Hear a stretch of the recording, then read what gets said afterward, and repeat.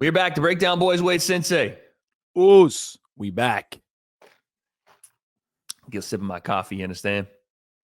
It's crazy. We're doing this. Trash. People that have been watching the show for a while, we've been trying to find a new way to record, and we're using StreamYards for it. So today we're doing our first kind of intro into that.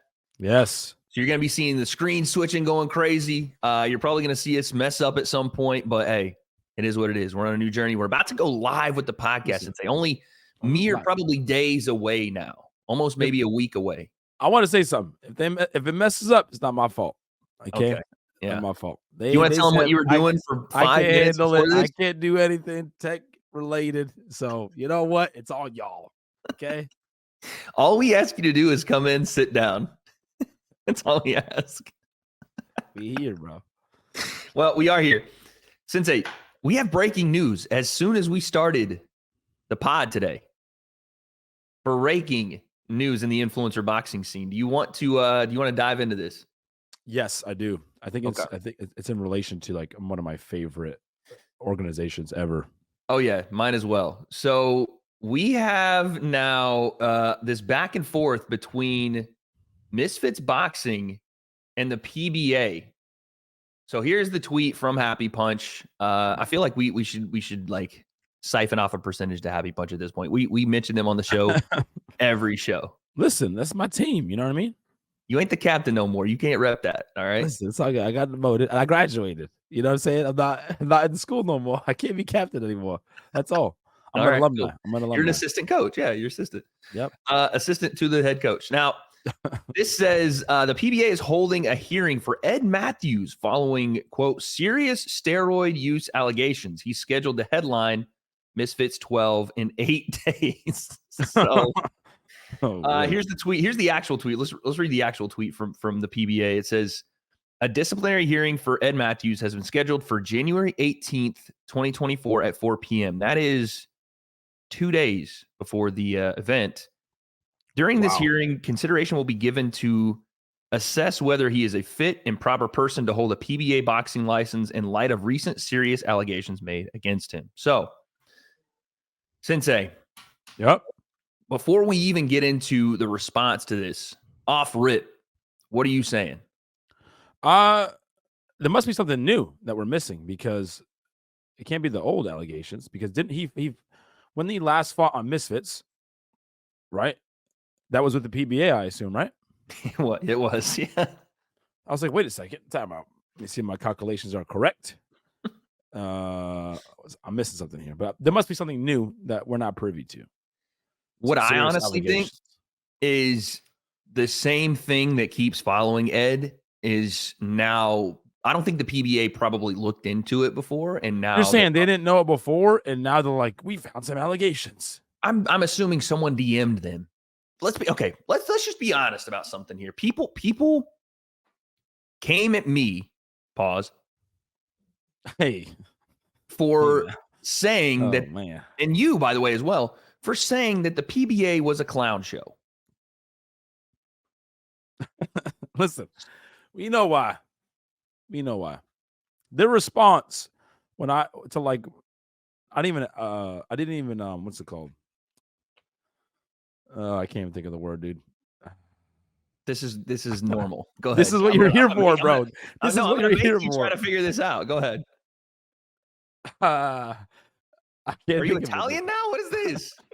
What are we doing with the hands? I'm Puerto Rican. Chill with that, bro. Okay, listen. Puerto Rican Italian. You're Papi Tio. Listen. I don't even know where you're trying to go with this. I would be so bad at those little like charades. No, I'm nasty at charades. I don't know. Charades because there's no words involved, bro. Listen. Get with the program here. I'm talking about the word. Oh, but dude, not alleged allegations. No, not allegations. Damn it. Appeal. I knew it was an A word. What? Appeal? Dude, I kept thinking alleged allegation, but I couldn't. It was appeal. It was. I know it was an A and 2 letters that were the same. Yeah, it kept messing me up. Like I don't know why. Listen, a word with A and 2 letters that messes me up. You know what I'm saying? That's different. You know what I'm saying? That's a different word to me. It's one of these, you know that? One of them. Oh, All right. So what are shoot. you saying? What are you saying? When I didn't even appeal the fight yet with Kenny, Yeah. and they came out with, like, their long response, and I felt like it made it worse, like, their own response to what they were saying, to their rounds was worse, Yeah. and they've had issues with appealing fights and how they deal, They just don't scoring. move like a professional No, organization to me. no. And I'm not gonna like the point of this whole thing is what I assume has happened is they've gotten wind of Ed's past use of PEDs. We all have known Yep, this. Ed has used PEDs in the past when he was doing the bodybuilding thing or whatever, right? yep. SARMs, I don't know what it was. It hasn't been found, at least from any test that I don't know. Did they not test him the first time around? Are they indicting themselves? Bro, listen, Virus got popped, right? And he's been doing his best to get back. So maybe you get somebody, you gotta get everybody. You gotta treat everyone the same, My question you is, know? if they didn't test him the first time around, this is an indictment on them. That's what I'm saying. He's already fought for you. Yeah, So anyway, not good. that was the first thing that came out, right? Little message there from the PBA. And then this came out from the PBA. Misfits Boxing, due to a clear violation of the PBA's rules and regulations, bringing boxing into, now I don't even know what this word is. This is one they got me on. Disrepute. That's some English. That's some old time English. Yeah, bro. That's the freaking King's Council at work. The fact that they got weight on that, crazy. Yeah, dog. And in the interest of boxer safety, Misfits Boxing promoters' license have been suspended, and disciplinary hearings will follow for such license holders. Now, we're getting into the weeds here, right? We're getting into the weeds, but Mams comes out before they put this out. By the way, Happy Punch with this graphic, hilarious. Mams comes out with a statement of his own. And he says, Misfits Boxing are excited to partner with a new governing body. Things are going to be great. Fairness, transparency, and testing are all going to be a big part of this going forward. New judging system will be in place starting Misfits 13-14. So this is weird, Sensei. This seems like there was a lot of behind the scenes talking. A lot of infighting. A lot of infighting between Misfits and the PBA. And it was a rush to see who was going to get their statement out first. Now, I don't know who's right, who's wrong, who gives a fuck, to be honest. Yeah. It is a sanctioning body and a promoter saying, hey, we're no longer going to do business. This, to me, seems like a breakup. That's not how business is done. They're like over here playing the sad Drake music just because I broke up with her. No, I broke up with him. No, it was, it doesn't make any sense to me. I don't give a fuck about any of this. Just run the events and do things the right way. I don't care about the back end fighting stuff. It doesn't look good for the PBA, first off, at all. No. When you're coming out and saying like, oh, there's going to be a disciplinary hearing for Misfits. They don't answer to you. I know. I'm like, isn't like for a PBA, I feel like Misfits was like their ace. That was them. Like, again, I'm not going to sit here and act like everything that Misfits has done has been perfect, because it hasn't been. Right. But the PBA has fucked up how many times with small things that a promotion has nothing to do with. You let Chase Demore, well, that was actually in Louisiana, but you let how many of these, I don't know what you call them, robberies or close decisions. You're going into every event with a question mark on testing. I mean, let's be honest. You told me about the testing. There's so many other fighters that told me about it as well. Well, it's random testing, but maybe you won't get tested, or we have to look through this medical. It's like, and you have Ed Matthews on the card a couple of months ago, but now it's an issue. What changed in that time period? Listen, I don't know, dude. PBA is taking L's to start the year. But the thing too here is, why now is Misfits like, we're no longer going to, didn't they already say they were going to start looking for something else after the whole KSI thing? Well, because they were talking about the new scoring system, remember? So I'm saying, didn't Mams already was say dropping, you know what I mean? Little hints and teasers. This is what we're doing. Maybe now's the time. You know what I mean? Just waiting. You know what I'm saying? You're in a relationship, and it's kind of like in the middle, and you just waiting. Mess up one time, and I'm Do you changing the think that? locks. I'm What do you changing the think locks, these? dude. And What that's do what you happened. think? You think they changed the locks on him? Hmm. What do you think is the issue here? Is it that they found that Ed was actually using? Because Ed has a statement too that I'll look up while you're explaining to me what you think this is. But That's what I assume. Either they didn't know before about the allegations, which would be terrible because it just shows how like that's an indictment on you. unorganized you are as a promotion. Yeah. And then I'm assuming it's new information, right? I'm assuming it's new information, so they're acting on it and not just throwing it under the rug, which would be good for them. I was And I gonna feel say, like but maybe they're here's the like, you know thing. what, we got to be legit, so we can't just be sliding things under the rug. So we're taking this, serious. If that's the case, I would rock with the PBA. By the way, Right? Yeah. I'm with them if that's the case. If they found something, because Ed is a little bit of a late replacement, and it's new, and this is like verifiable, and we have real evidence to provide this, and they're like, hold on a second, we don't know if we can allow this guy to fight because he's on something crazy. I'm rocking with them there. And if Yep. this was something that was going to be the deal breaker for Misfits, to be like, you're not going to sanction this, and they bounced, I'm with the PBA on that. But here's the thing. How many of these late notice fights have the PBA sanctioned for Misfits? So that's to me going like, I don't know that this has got to be the deal breaker. It's got to be something else behind the scenes going on. Yeah. And we also know, listen, we also know about these weird ass ICB belts that the PBA have tried to push on every promotion they've worked with. I know, it's weird. And I think you'd have to think that has something to do with it. Like the PBA wanting to have, and again, this is not something that ever should be happening, is the commission pushing their belts. I know. I always thought that was weird. Like, it's not like the WBC. You're not the WBA. You're not these international sanctioning bodies like that. Right. You're a white collar boxing promotion or commission. Right. That's what you are. Your job is to make sure fighters are tested, which is for them something that's new apparently. Make sure the rules match how your judges score fights. Yep. Which again, for them, it's boxing, so all over the place sometimes. It is what it is. I know. But it's all a little bit too convenient for it to just be this Ed Matthews thing to me. Maybe it is, but Ed had a statement as well. This is what Ed said. What Ed's saying? What are you saying? We'll just play this video. Hopefully this is our first time playing video on this specific recording. So hopefully, by the way, look at the people that they got in the fucking replies. Anyway, let's take a look and listen to what Ed had to say here.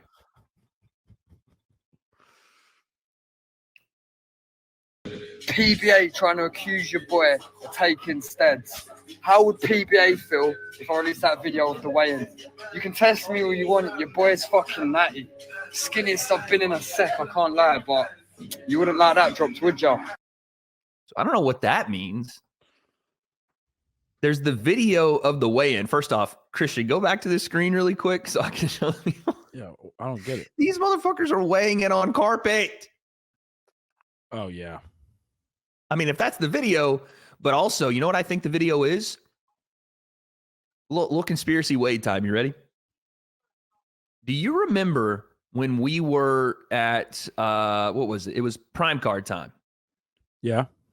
And there was a lot of conspiracy about Logan weighing in. Is Logan going to make weight? You remember that?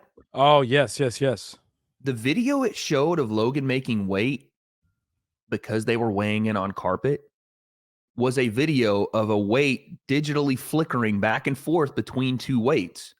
What? And the commission head is standing there going, yep, all right, he made it. And I'm like, okay, I guess he made it, but I've never seen that.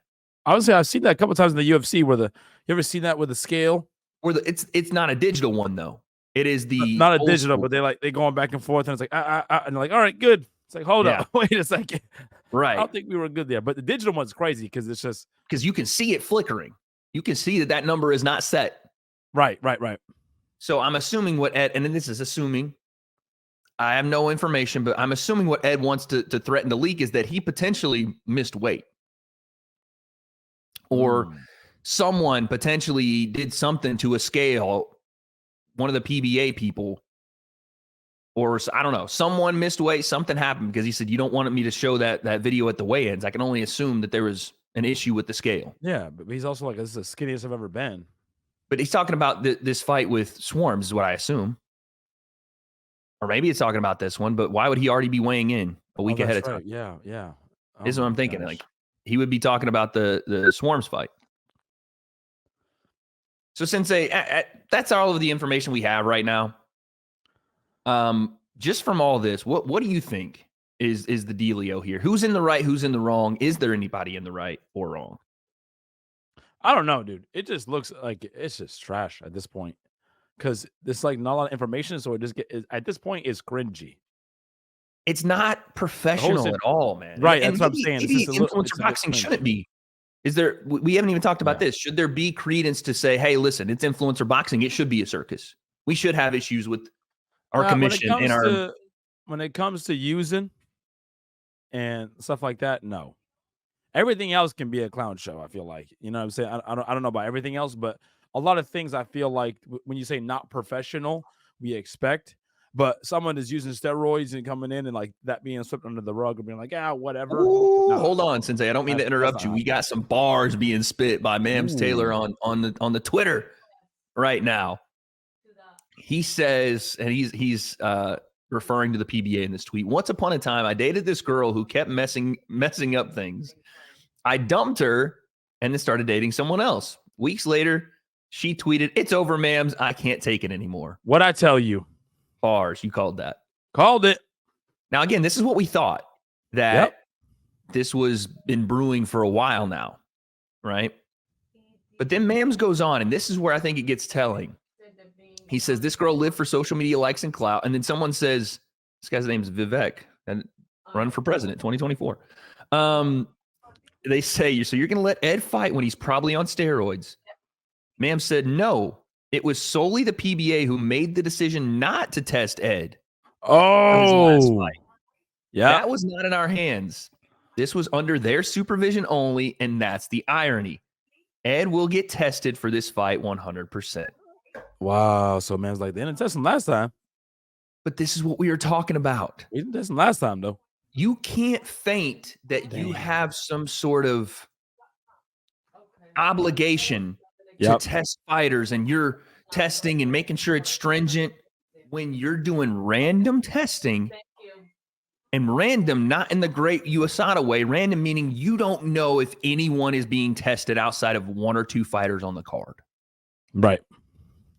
And now you want to suspend a guy for suspicion of steroids when you didn't test him the first time? Yeah, dude. It's like they're trying to save face where they're like, okay, we don't want to get caught. Now we're going to be more serious about it. You know, but they haven't even tested him yet. That's what I'm saying. They're switching up, dude. Switching it up now. They're wanting to suspend his boxing license for serious allegation or serious suspicion of steroids. Again, there's no proof that they've provided. If they put down a fucking test sheet and went, bro, look at what this guy's on, I'd be like, right. But you guys are saying based on suspicion, and you didn't test him the first time? Nah, bro. I'm not going to sit here and shit on Misfits for that. I'm not. No. Swarms right now is like, bruh. Swarms is on OnlyFans fucking smacking asses being like, bro, wait, you saw me lay down on the canvas. What? You didn't know he was, we talked about this last episode. I can get you the link if you want. If you're that interested, I can get you the link. listen. I don't know what you're talking about.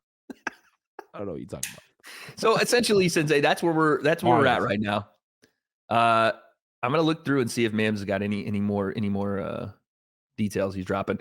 Again, is this a massive deal? No.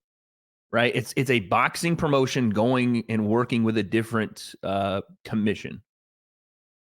It doesn't make. I think it might be a W for Misfits if they're, wanting to. Wait, hold on. Why am I up and work with a better? Why am I being considered in any relation with this individual? Wait, what? What is this? What does it say? What does it say? What At does it say? KSI Mams Taylor, this guy for real is destroying. Oh, it's this guy, the fan. This guy is for real destroying Misfits label. I'll only ever buy pay-per-views when this guy is fired. You sack Wade for having an opinion, but this obsession is allowed. Does not happen with proper boxing. Both Wade and the fan are completely independent of their opinions they own, not representative. Okay, well, now I'm being lumped in with the freaking super fans of influencer boxing. This is amazing. Congratulations. Apparently, we're the same. But yes, at the end of the day, this is not a super big deal. Misfits will probably go and partner with the ISKA, the same people that Kingpin did. Hey, shout out.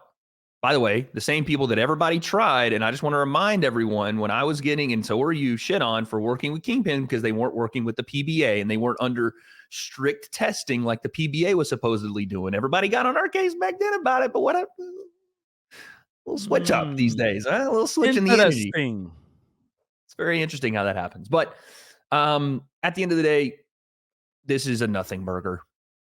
No, this is the PBA losing what's left of the grip they had on influencer boxing.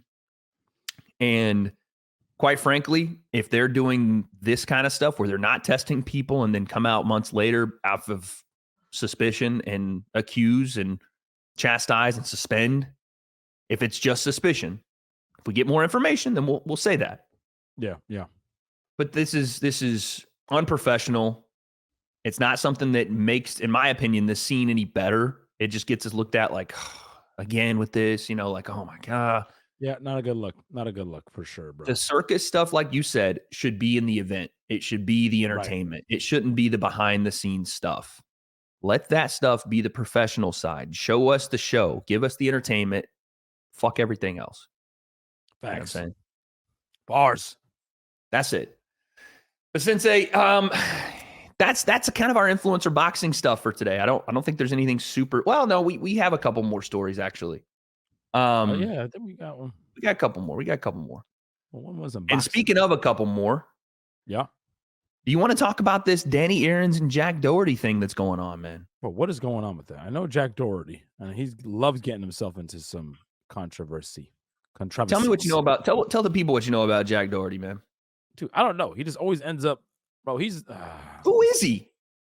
He's that kid. Who is he? Always acting a fool. It looks like. No, I'm saying, what does he do though? Like, how did he get to this position? He's a streamer. I don't know. He doesn't look like he's of age. Might have been a YouTuber. You know what I mean? Made some sort of content. We've all come from. He got his pop somewhere. Whatever. But I'm legitimately wondering if he's of age to even be in these conversations. He looks like he's 14. I don't know. I don't think he's 14, bro. This man be doing some crazy stuff. What's he be doing? I don't know. He just be in places. If he was 14, I'm saying if he was 14, you acting like he's in the freaking mafia. You're like, he be doing stuff. What stuff? Hey man, no, it looks like he'd be out in the club. Like look at this kid. He's not 14. Oh wait, sorry, Christian. Look at this kid. Look, that doesn't scream 18 years old to me. Maybe these are old pictures. Nah, but we all got that one kid, you know what I'm saying, in school that just looks like he's a senior, but he looked like a freshman. You know what I mean? Super smart and stuff. You know what I mean? Is this him? Yo, what are we doing? Bro, so he must have been like, he must have been like he's a child star. He's a child star. He's a Macaulay Culkin. How old is he now, though? I don't know. He acts like a spoiled, like a kid that nobody likes. Okay. Oh, he's 20. Wow. Okay. Wow. He does not look 20. But yeah, he gives off the spoiled influencer vibes, is what you're saying. Yeah, exactly. Everyone's like, why are you walking around with security everywhere?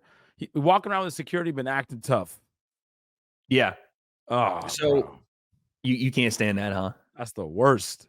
So okay, let's say as a sensei, right? You are a sensei. Oos. If you have to deal with an individual like this in public, if he comes into the dojo, whatever. I mean, those are two different scenarios. But how do you deal with a guy that does this kind of stuff in public if he's in your vicinity? I can't be in the vicinity. These are the kind of situations I run into. I just got to leave. I'm just going, it's been real, guys. I'm out of here. Because that's where it gets, you know how we talked last time, where I get, we're getting into the realm of the type of vibe that I can't handle. I just can't handle. I'm like, no, now I got to say something. I got to say something. Right. Most things I won't say about it, but there's certain things I feel like we're just not moving like that, man. Yeah. Like, you know what I mean? I can't stand that kind of energy. You know? So essentially, Oh, you're gonna assault an individual if not. I'm not. Listen, I'm not saying assaulting. We ain't going there. Listen, I'm not number trying one, to we indict ain't, nobody. they ain't indicting nobody. We ain't fighting. You know what I mean? We're not doing that. And plus, I Well, ain't gonna show my hand if that's the case. But you gonna show you know them what I both mean? of them. That's what you're saying. You ain't gonna show one hand. You show them both of them. You know what I'm saying? I'm on that Russell Westbrook, that little. Yep. From you know what I'm saying? He's saying back there. So Yeah, man. Sensei, this is terrible, man. This is well. Listen, you may not have to worry about it anymore. Maybe potentially, because Danny Aaron's popular YouTuber streamer was on Locked In. I think was the Foot Asylum thing where they're locked in that house for a while. It's a show, UK YouTube thing. He tweeted this. He said, just randomly, I guess, "Fight me, you little bitch," to Jack Doherty. I think I couldn't see it. I see it. Fight now. me, you little bitch. Interesting. Are we talking like fight, like or just like we in the I street assume fight? this was on the 10th, right? So that started this whole back and forth, right? And then, Jack tweets back at him, "Let's run it at Misfits Boxing." Okay, we starting to set something up. Oh, okay. And then Jack hits him with the "Nah, you're random. I'll fight an island boy." What? I didn't even know they were still around, dude. Oh, man. He's like, "I understand. You need the big security guard." That's all weird stuff. Does this going NPC try to fight me? "I'll only fight you if you give me your purse." Oh my God. With this shit again. Bro, And you know then- the promotion and stuff is gonna be super cringy. Oh yeah. Yeah, bro. It's gonna be no. You're just saying no, you don't want it now? You just done? Listen, we got no, because if Jack, well, listen, this is gonna get worse. If Jack gets out there and he wins. Oh, by the way, hold on. It's funny you say that. It's funny you say that because there was a clip that went around of this is Jack Doherty, and I want the Sensei breakdown. Yeah, hold on, Jack's on the I'm not left. sure who at my man's on the right though. This is Jack Dempsey in his day. What do you mean? Let him go to the bathroom before he starts. This is Joe Lewis in his day. This is this. See, I already see. Time out. Oh no! Pause it. I can already anticipate how the punches are going to come out. Okay, let me hear you. You know, first of all, no rotation whatsoever. See how squared he is? He's sitting down, so his heels are already pressing into the ground right now. His heels are pressing. So first of all, when he moves forward, he's going to waddle. That's my first prediction. He's going to be waddling forward. It's going to be his feet. That's going to be his feet. And then the punch is just going to rock him, sock him. Mm-hmm. And we're going to get the Jack's blading a little bit. So he's going to be throwing his hand back. Whack. He's probably a righty. But you just know that hammer is going to be coming from Jack Doherty. And this man's going to be push him with his knuckles. All right, let's see, man. Oh. 130 left. 130 left. Put those hands up. Yeah, 130 left. Oh. Put those hands up. What are you saying? First of all, I don't know what I'm watching. This is worse. I don't know why it's so choppy, but it's worse for me than my damn fight when I was filming a damn potato. Okay. All I saw was this man on the ground. Go slow motion with it. Oh, here we go. Crow hops into it. Yeah, what did I say? Load the left hand. And what did my man try to do? He tried to push. One person That's was already not a bad blading. left hand from Jack. I'm being honest. I know. Little Conor McGregor pull the lead hand and do. Yeah, I got a little baseball in him. You know what I mean? Probably. Yeah, crow hop. Okay. So not so bad, at least comparatively. I like the left hand. But we can't just put him in there with somebody for him to beat up and then stand on the ropes. You know what I'm saying? Then he. Well, listen. Oh, he's going to be worse. Remember Jake Paul at his worst? We don't need a younger version of that. We don't need Team 12. Yeah, I mean, this is exactly what he is, to be fair. That's exactly like the best way to put it. I feel like it's worse because back then it was like vlogs or whatever, but now it's like streaming 24/7. I feel like this generation is worse with it. You know? Yeah, I don't mean, know, well, dude. it just depends because streaming you see it more, and because there's more exposure to it. But I'm sure Jake was doing dumb shit like he's doing that wasn't on camera. You know what I'm But I saying? feel like with the stream, correct me if I'm wrong. I feel like with the streamer kids nowadays, everything is like in real life, bro. They're doing stuff like, oh, let's go out in public and do stuff. Where I felt like the vloggers would maybe more prop stuff. Let's set it up type deal, so it wasn't always real. Not Or Jake thing. and I Logan. don't know. Maybe, I mean, maybe to a degree, but you remember Logan. I mean, I'm saying there was like, I know Logan. I'm talking about Jake with like Team 10 House and like they're right. doing their like content, whatever. Like, I don't know. It I was feel like in his like backyard. He's lighting stuff on. right, But again, right, remember right. he would get the complaints with the neighbors and stuff. But it He did wasn't a complaint within his community, but I feel right. I It don't know what it wasn't. is, but I feel like the streamers are like, oh, we're out, like just on the street. Yeah, Dude. we're Like, going up what to are we random people in and like public? Yeah. messing with them. You know Yeah. what I mean? The vibe is different. Yeah. Is what I'm saying. That's I mean, that's the next evolution, unfortunately. So Rest you're of people saying disaster. so you're saying if we have Jack Doherty in the builds, it is a hard no from you. I'm just saying I'm gonna want to see him lose, probably like everybody else, which will be good for influencer boxing. Probably, Yeah. you know, his character will be good for He's a that. heel. You know, facts. He'd 100% be a heel, which Yeah. would be fun. And Danny But Aaron's I is don't super want to popular, see. by the way. I don't want to see. No, don't put him in there with somebody who's just gonna take a fall. You know, I don't want to see Yeah, that. no, I agree. We want to see the bully get bullied. You know what I mean? Where I'm from, the bullies get bullied. Speaking of that, Right. Sensei, great transition. Bullies getting bullied is a topic of conversation in influencer boxing right now. Kinda. Because did you see this random ass beef between Sneeko and Mike Musamichi? This is amazing. I don't even know where to start with this. So I think that what happened was Sneeko saw a clip. Let me see if I can find the whole back and forth. Sneeko saw a clip of Mike Musamichi. But do you want to just describe to the people who Mike Musamichi is really quick? Mike Musamichi is a jiu-jitsu genius. Okay. However, even in the jiu-jitsu world, he can get a little bit of hate because of not necessarily him, but his style of jiu-jitsu. Yeah. You know, and compared to the old style of jiu-jitsu, which is, you know, control, and you could control in a fight, and jiu-jitsu would be effective in a real life fight situation, applicable to self-defense. And with the more modern jiu-jitsu, you know, you get the guys, even on social media, you'll get like the jiu-jitsu fighter who will scoot in a street fight, like sit down like a cat type thing and scoot his butt everywhere. Where the guy is super dangerous in a jiu-jitsu fight, super dangerous in a real fight, because the thing that you don't see or people don't see is that he's doing that in a jiu-jitsu fight against another genius in jiu-jitsu, another high-level practitioner. Yeah. So it's like a wrestler who like takes his time and is like working like ankle picks or something. Bro, if it's in a real life, he's just going to double leg you on your head, bro. Mike, you don't have to scoot and then grab your ankle and put you in a heel hook if it's in a real fight. Okay. Right. I'm pretty sure he could double leg you, put you in a single leg, take your back and choke you out, son. You know what I mean? Or snap your arm. So it's one of those things that, you know, the casuals, you see it and you're like, but anyways, that's who Mike is. So I'm assuming that Sneeko's like sees this and is like, what is this type deal? Gonna have that one of those reactions. Am I right? Yeah, pretty much. Here's the reaction of Sneeko's first sight of Mike Musamichi from a clip I'm assuming he saw of him.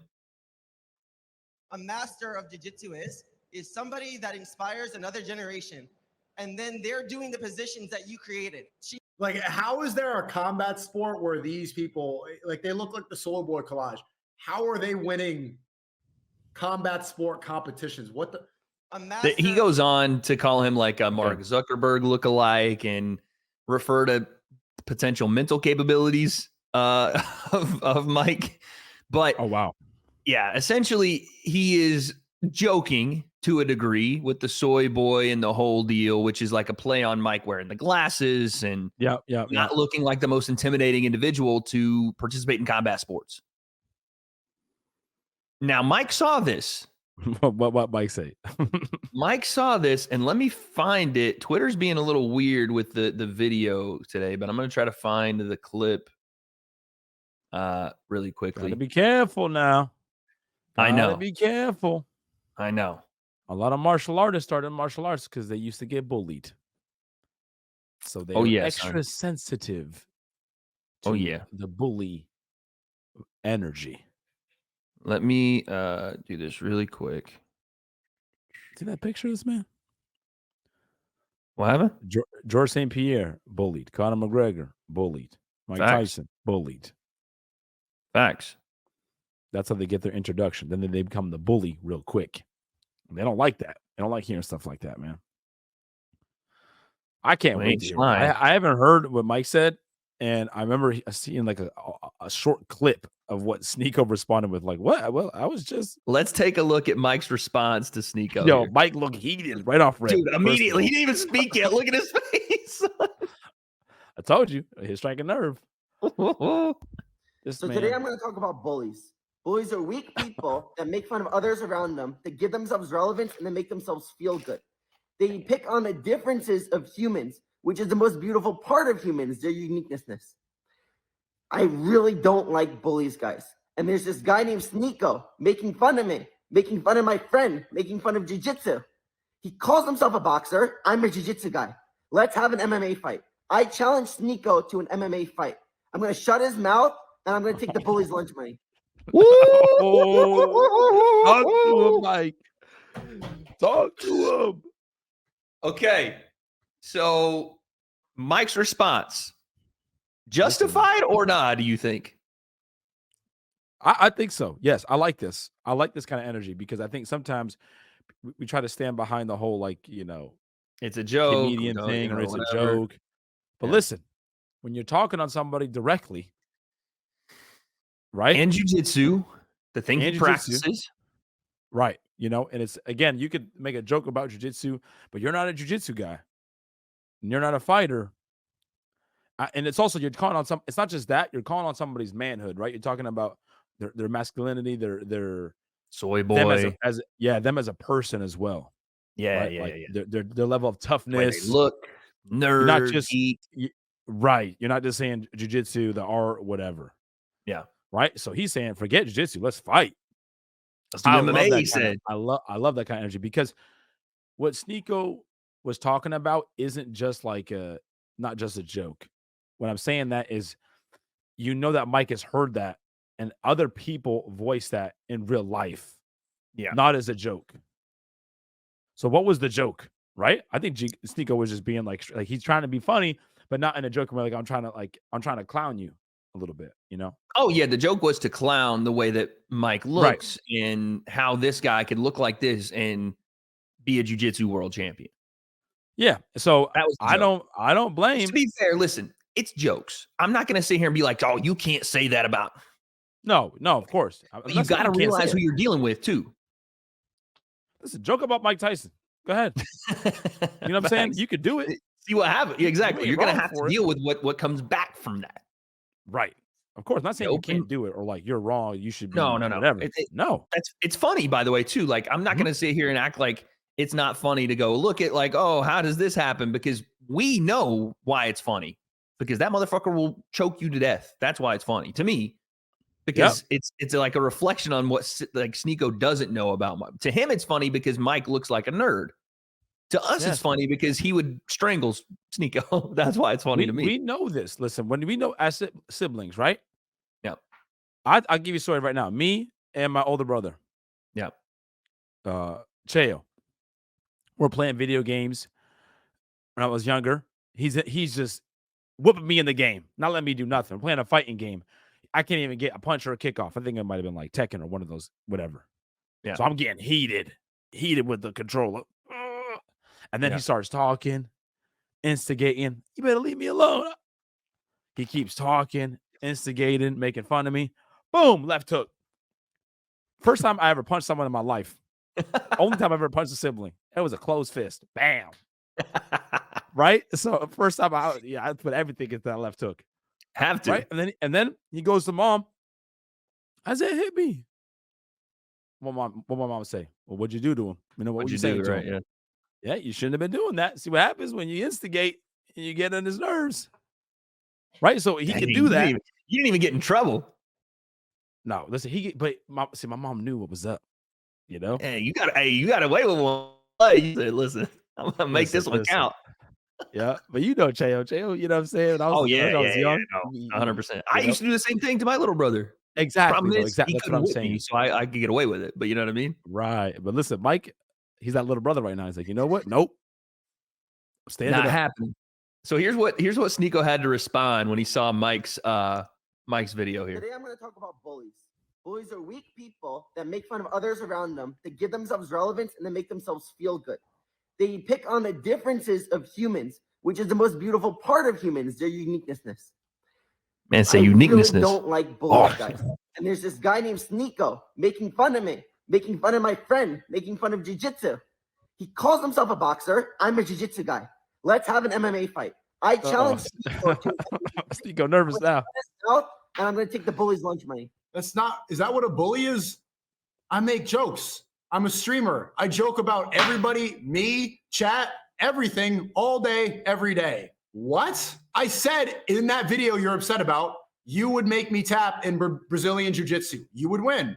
In MMA, even with striking, you would go, this is what you would do. Grab my heel and do the same shit you did to your master. You would win. You're a world champion. I train boxing sometimes. What the fuck do you think the result was going to be? Is this a skit? I was looking at this and reading through the comments like, is everybody pranking me? Is everybody in on some sort of joke? All right, so there you go. The thing is, Sneeko started this as a joke. Yep. You got to be, listen, you might be in on your joke, but yeah, you better be ready, bro. You know what I'm saying? Like I said, we've all been told. We've all been told, be careful who you joke with. Yeah. We gotta all know your this. audience. Got to know your audience. We know this. You know what I'm saying? You can make fun of your boys and stuff like that. We all know when you joke out of that circle. I'm just saying. I'm not saying you can't do it. But don't complain when someone give. Why you give me that kind of energy? Yeah, why is he coming at me now? What do you mean? Why is he coming at you, bro? You talking about this man's everything, bro? What do you mean? Right. Did you see how? And he would have just take your ankle. Let me be clear. I was gonna say, did you see how Sneeko? He probably got tight about that. Mike's like, I'm gonna choke your neck. Do you think Mike can strike at all? Because we've seen that video of him training with Zuckerberg. It didn't look the greatest, but do you think? Because what Sneeko thinks probably is that if they did MMA, Mike would beat him because he's a better grappler. Do you think he's a better striker than Sneeko? I don't know. I was if he did striking at all, probably at all, just because of like distance and certain things. But again, you know what I mean. You just don't know. Sneeko, Sneeko doesn't understand. Like you can even tell when he was like sparring with Bradley and like the fight intensity and not knowing fighting, right? Yeah. So, and the way Mike is, bro, he breaking every limb. People don't realize Sneeko be tapping. He be tapping, and Mike ain't letting go. Mike's not letting go. Mike has actually torn a guy's knee apart. I don't want to show the video because it's pretty gruesome, but no. ACL, MCL, I think he exploded his kneecap because old buddy wouldn't tap when Mike had him, knee bar, whatever it was. Said, yeah, cool. I'm just gonna rip everything apart. Yeah. And he doesn't smile about it, like he's just whatever. He's a sweet kid, but Sneeko responded, Sensei, today while we're recording. This is what he said. Oh boy. Mikey Musumeci, fine. I accept your offer. I will fight you in MMA under one condition, because you accused me of being a bully. I called you a Mark Zuckerberg lookalike, and I've never seen a world champion accuse somebody with no experience of being a bully. But I accept. I understand why you're upset. One condition, because I don't need the money. I'm an active income. You need to tell your sparring partner and your lookalike, Mark Zuckerberg, to have a 1-hour conversation with me about who controls the world. And then I'll fight you, inshallah. I'll see you soon, Mikey. Look forward to it. All right, so there you go. There's Sensei. There's Sneeko's response. What are you saying? What are you saying? Here's the thing. Before you go, I don't even mind that. Because of course Sensei's not going to, or because Sneeko's not going to fight him. No. But I like that if there is a way to do it, Sneako's smart enough to go, I want something out of this. And he's not asking for money, fair play. It is, again, pretty much impossible to do to get Zuckerberg to sit down just because Mikey trained with I him. don't know. Maybe Mike. day. I bet you Mike right now is hitting up Zuckerberg right now, dude. I'm sure he's trying, but it's Mark freaking Zuckerberg. I will give you 2 free years of free private lessons. I will that might be worth every day. That might be worth it. I will make you a jiu-jitsu world champion. Sit down with this That kid might for be 1 hour, please. Click. We got to do it for all of us, dude. You know, you know what I mean? But what do you think of the response there from Sneako? I mean, he's backing off the bully stuff. He said, why are you calling me a bully? Because you're a world champ and I can't bully a world champ. nah, he's backing off, but he's like, I will fight under these conditions. Only one condition. The craziest condition ever that's impossible to freaking follow through on. Yeah, that's a duck. We know you're not about it. Well, here's the thing too. There was something that was brought up, like, why is a world champion calling this guy out to a fight knowing he can't fight? There's that portion of it. No, it's because the internet. Sneako. I'm bringing it up because I wanted to hear what you were saying. Nah, Sneako's talking. Listen, we grew up in a place. Again, the internet is a weird place, right? So when we're talking about justification capital, that's what the internet is. The justification capital. Right.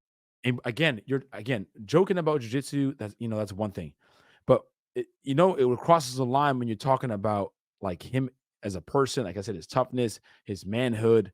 So one of the things that guys do, jiu-jitsu. Like, all right, let's scrap it then. You talking like that? You're talking about my manhood and my toughness. You're trying to put me down. Like he's like, Mikey. Okay, like, bro, what I'm saying is that kind of energy. You know what I'm talking about? Right. You're trying to older brother him, yeah. You're trying to older brother him, right? Or you're talking down on his accomplishments. You're talking down on him as a man.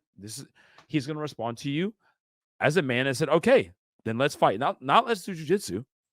You said you do boxing, right? You throw hands. You can handle yourself. Yep. Okay. Because again, remember he started with, again, I know it's a joke, but he's like, you look like somebody who should, like, this is combat sports champion. Yep. Oh yeah, bet. All right, yeah, I'll show you combat sports world champion. Then all of a sudden he's like, oh wait, no, I was just joking. You know, I like Mikey's response, and I know Sneako again, but he's skating a little bit, bro. You know what I mean? Playing a game. Double down and joke. Double down and joke, but he ain't gonna do though. But he's again. This is what Mikey's trying to call out the Twitter fingers. You know what I mean? You're hiding behind the keyboard here, and then this Sneako doing it again.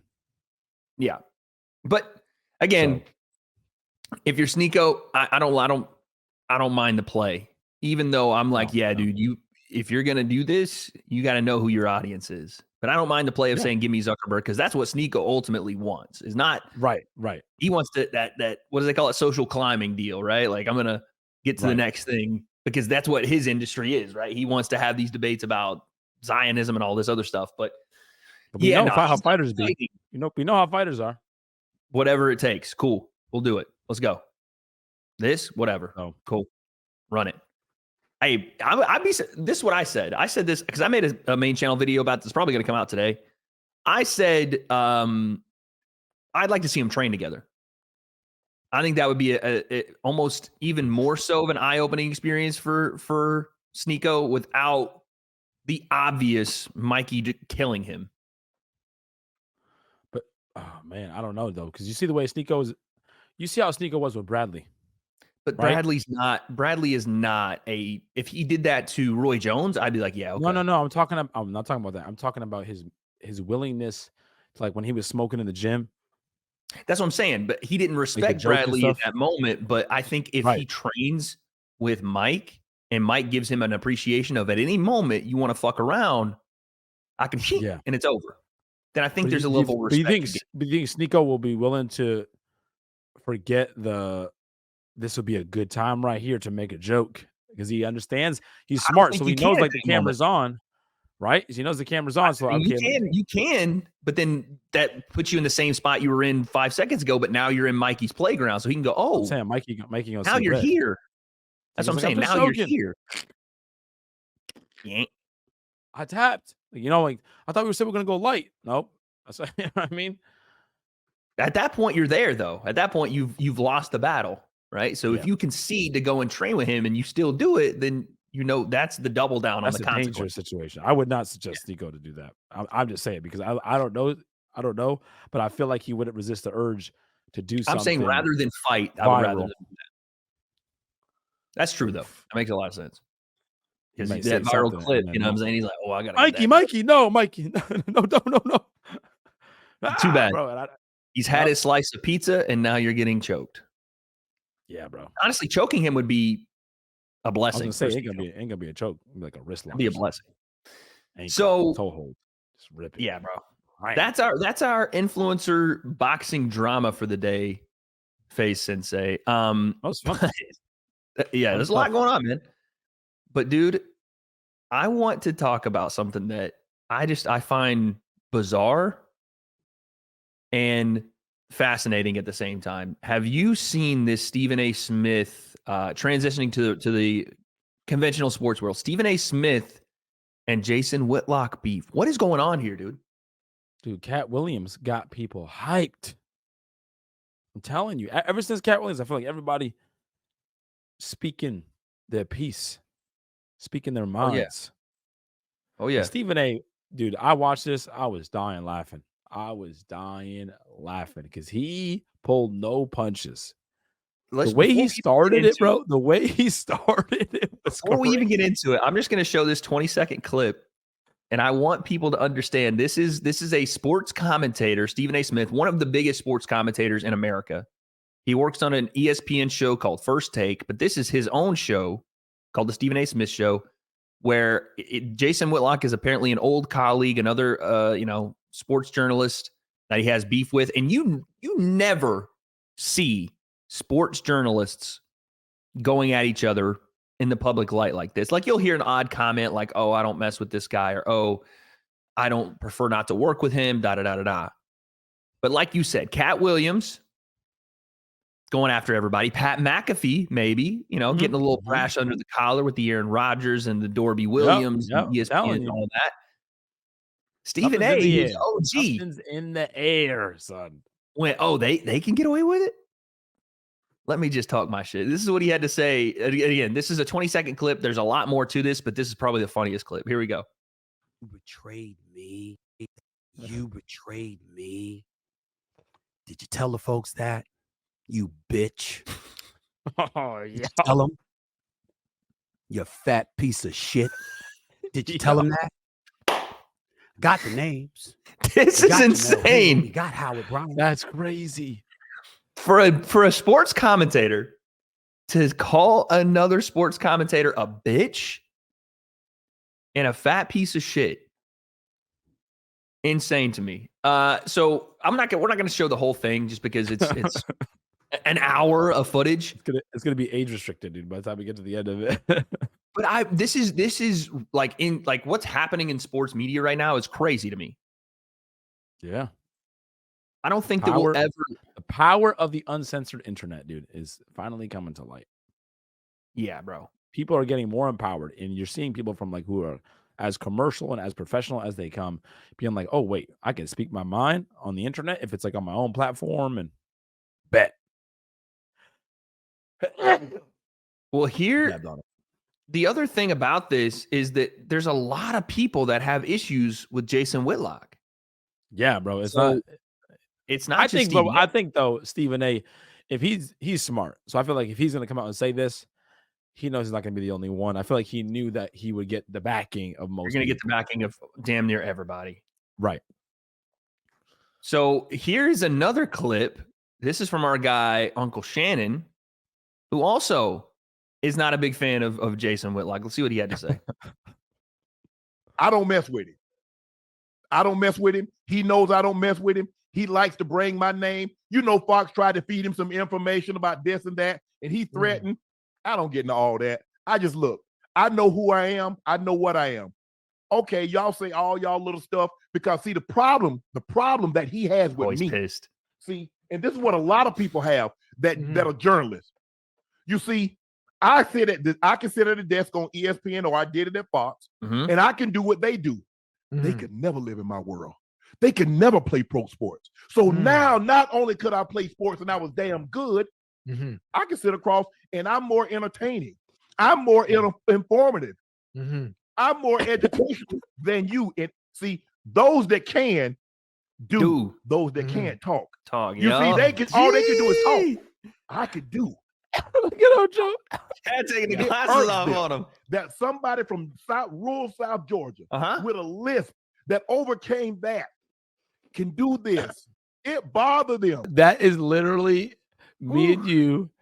Facts. When Mavis told you have fun on Kingpin, bro. That I'm Ocho and you're bro. Talk to him. Talk to him. Yeah, bro. And Wade's like, he's speaking on my name. He's saying this. I'm from Tennessee. I'm from Loudoun. Come on now. Facts, bro. Oh man. Facts. Talk to him. Bro. Oh, that was amazing. That's all I could think of. So a lot of people, again, back and forth. This whole thing apparently started because of some, interpersonal beef between the two. And then Stephen A came out with his book. And this is, I guess, where it like really exploded. Stephen A came out with a book and Whitlock was like, you didn't write that. Like as a writer, as a journalist, you didn't even write your own book. And I guess that was the tipping point. And then he was calling into question Stephen A's like college basketball credentials. That's the part that I was dying the most. He's calling about his basketball credentials. Like, you didn't score that many points. You're lying about it. You're saying you played. You didn't. This is you and me arguing about my freaking 40, bro. Well, just wait, dude. That's gonna be you and me, dude. That's what it reminded me of. Like, this would be us arguing about David West and Pau Gasol right now, bro. Oh my God. This is just so the people get context. And I know we're kind of telling the story backward. Here's Jason Whitlock. The man that is called the fat piece of shit, the fat bastard. Crazy. It's wild to hear. Here's him talking about Stephen A. Part of the sports media. Smith is a plant. Disney and ESPN installed Smith at the top of the sports media world because his inadequacies as a journalist make him easy to control. He ain't lying. When I listen to Cat Williams talk Okay, you don't have to put the crazy. I was gonna say, you heard that? Meme in Cat there. Williams. He thinks he's Cat Here we Williams go. right now. Everyone Here we thinks they're go. Cat Williams. Everybody wants to be Cat. Listen to Cat Williams talk about Kevin Hart and Steve Harvey. My mind immediately drifted to Stephen A. Smith's memoir. Smith's story just doesn't add up. What they're not telling us I only played one game because I cracked my kneecap. 1.5 points per game. How do you average that in one game? Is there a 1.5 pointer in Division II basketball? How do you do it? What are you talking about? Reaching? Guys, what are we doing with these memes? This is me. I edited this video. That's what it looked like. Looked like I edited it. It's an impossibility. And I know I'm not great at math, but you can't average 1.5 points a game in basketball in one game. My bone cracked in half. My first year at Winston-Salem State. Bullshit.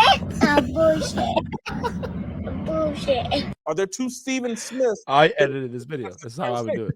One guy, according to the stat sheet, played 9 games, and the guy on TV is saying he never played a game. The guy on the right is Big House Games, the coach, who again, Hey, Stephen A. back in the Stephen A. day. Smith in his memoir claims Yeah, that we're pulling. Big House Games was like a father figure. I sat in his office and we talked, and he was my mentor, and he's my guide, and he's this and that. Big House Games in his book, no mention of Stephen A. Smith. Okay, so this is, like you said, a reach of all reaches for Jason Whitlock to be like, oh, you didn't do what you said you did in college for your 1 or maybe 9 games at Salem Winston State. And also, this is not an isolated thing. Apparently, Stephen A. and his show went on to say, like, this guy tried to undercut me with this, and he tried to go to the bosses with that, and he was someone that would smile in my face, but yet talk bad about me here. It was a lot of, and he's not the only guy with that story. Jason Whitlock is no longer with ESPN, hasn't been for a long time because of apparently these type of things. He's not with Fox Sports. He was with Fox Sports for a while. They said Skip Bayless wouldn't work with him. It was funny. Stephen A. was like, I don't know any black journalist that will work with him. And he started naming people off, and he was like, Skip Bayless. I was like, Skip's white, but I fuck with it heavy. You know what That's I mean? amazing. That's amazing. Skip's, you know what I'm saying? Skip is recognized as one of the greatest sports personalities, we'll say. And in his day, a really good journalist when he was with Chicago and he was writing on Michael Jordan and stuff. So But yeah, this whole story is nuts, man. Are you Whitlock reminds me, I was gonna say this, bro, because I've been thinking about it. It reminds me of that, like he like if you work with somebody and he'll tell on you to the boss. Long story short, you work with people like Jason Whitlock, which again, I don't know all the story, so I shouldn't be the first to cast a stone here. But you work with people that are deliberately trying to sabotage you, or in some way, always finding a way to put your name down, try to leapfrog you, step on you to get over. Those type of people will never change. No. They won't, because they are married to that game. They're married to that game. And it is, and again, everyone is a competitor. Right. Everyone is. But there's a reason, we're not on ESPN. We're not the biggest names in sports media. But there's a reason not one person has a bad thing to say about you behind the scenes. There's a reason outside of KSI, who hasn't really ever spoken to me behind the scenes, has no issue with anything to say about me behind the scenes. Nope. There's a reason that people like True Jordy, Roundhouse, the people at DAZN, even Mams Taylor, Nikisa Badarian, Jake, all these people, when other people are asked about what it is that I do during my job or how my job performance is, or anybody that I work with, Paulie Malignaggi. Yep. Those same people are not going to go, that guy's a little, Because what I won't do is I'll never step on True Jordy, ever. That's my guy. I'll never step on anyone to go to that next level. And that's the thing. I mean, he seems untrustworthy. Not going. He seems like untrustworthy. You know what I mean? Can't tell him anything. Right. You can't trust him to be a part of your team. And a guy like that, I think what bothers people the most, and we all know people like this, is that they know how to get away with it. And what happens is they get away with it, and they get away with it, and they get away, and it just adds fuel to the fire. You're like, your day's coming. And you want to know why today's the day? Is because sometimes those people make friends with the people, the important people, the people that matter. Yep. I wouldn't say make friends, but they are available to those people. Like Stephen A said, I'm your guy, Yep. While doing so, stepping on their peers. Their peers, yeah. The people they work with, their co-contemporaries, the people that are doing the same job they are and supposed to be on the same team. Mm-hmm. Not happening. That's the thing I can't stand, is like a guy like Stephen A. Smith, who has all the respect in the world. He may not have the greatest takes ever. Right. You could disagree with him, but you could disagree with stuff. But to see that guy, like, who is a staple of this industry, come out and say what he said about somebody, you would never, ever see that from him if this wasn't the case. That's why it makes it so like crazy and special. Like Stephen A's been working in ESPN for 30 years. You've never seen that. You calling this man a plant? You're doing all that, He said, "You bitch." That's crazy. That's crazy, man. So, again, shocking stuff in the sports media world, Sensei. But speaking of I'm hitting these transitions today, dude. I am hitting these transitions. Are you proud of your boy? Speaking of transitions, how's Christian doing on the scene switcher? What do you think? Oh, he's Give me a rating. Bop, bop, bop. Ooh. Yeah, he's killing it. He's killing it, bro. Killing it. Speaking of transitions, man, let's talk about some football. The NFL coaching carousel has begun as the regular season ends, Sensei. We have coaches being fired, coaches being hired, and not just in the NFL, by the way. College football as well, but let's start with a place that hits close to Sensei. It hits home for Face Sensei. Bill Belichick has been, I guess, relieved of his duties, mutually agreed upon. How did this thing go down? But essentially, he is no longer the coach of the New England Patriots. My God, the GOAT. Bill Belichick, 6 dubs. Literally my entire childhood growing up. Hold on. Do you want to get sentimental real quick? Oh, boy. Let's get sentimental. Come on, I don't even know if this is going to be something we can play because of the music, but we're going to watch anyway. I ain't no bandwagon. Excited to be here, to be a part of the New England Patriots organization. I was 9 years old.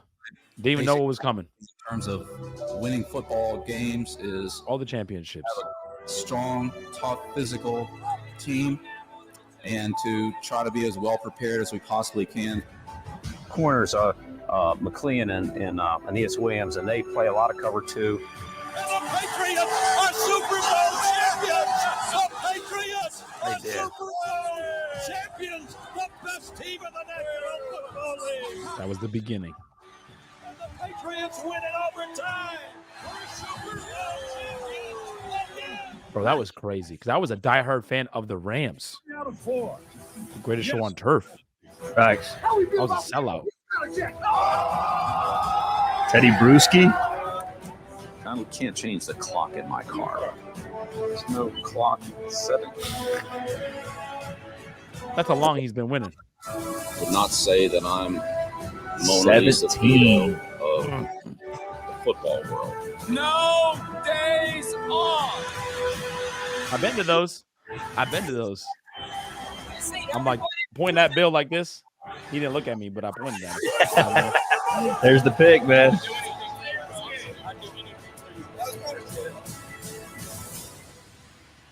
Yeah, we're definitely gonna have to find a way to not use that sound, Christian. My bad. Dude, I was in. Oh, dude, the pick. I was with FaZe Banks, Ricky Banks.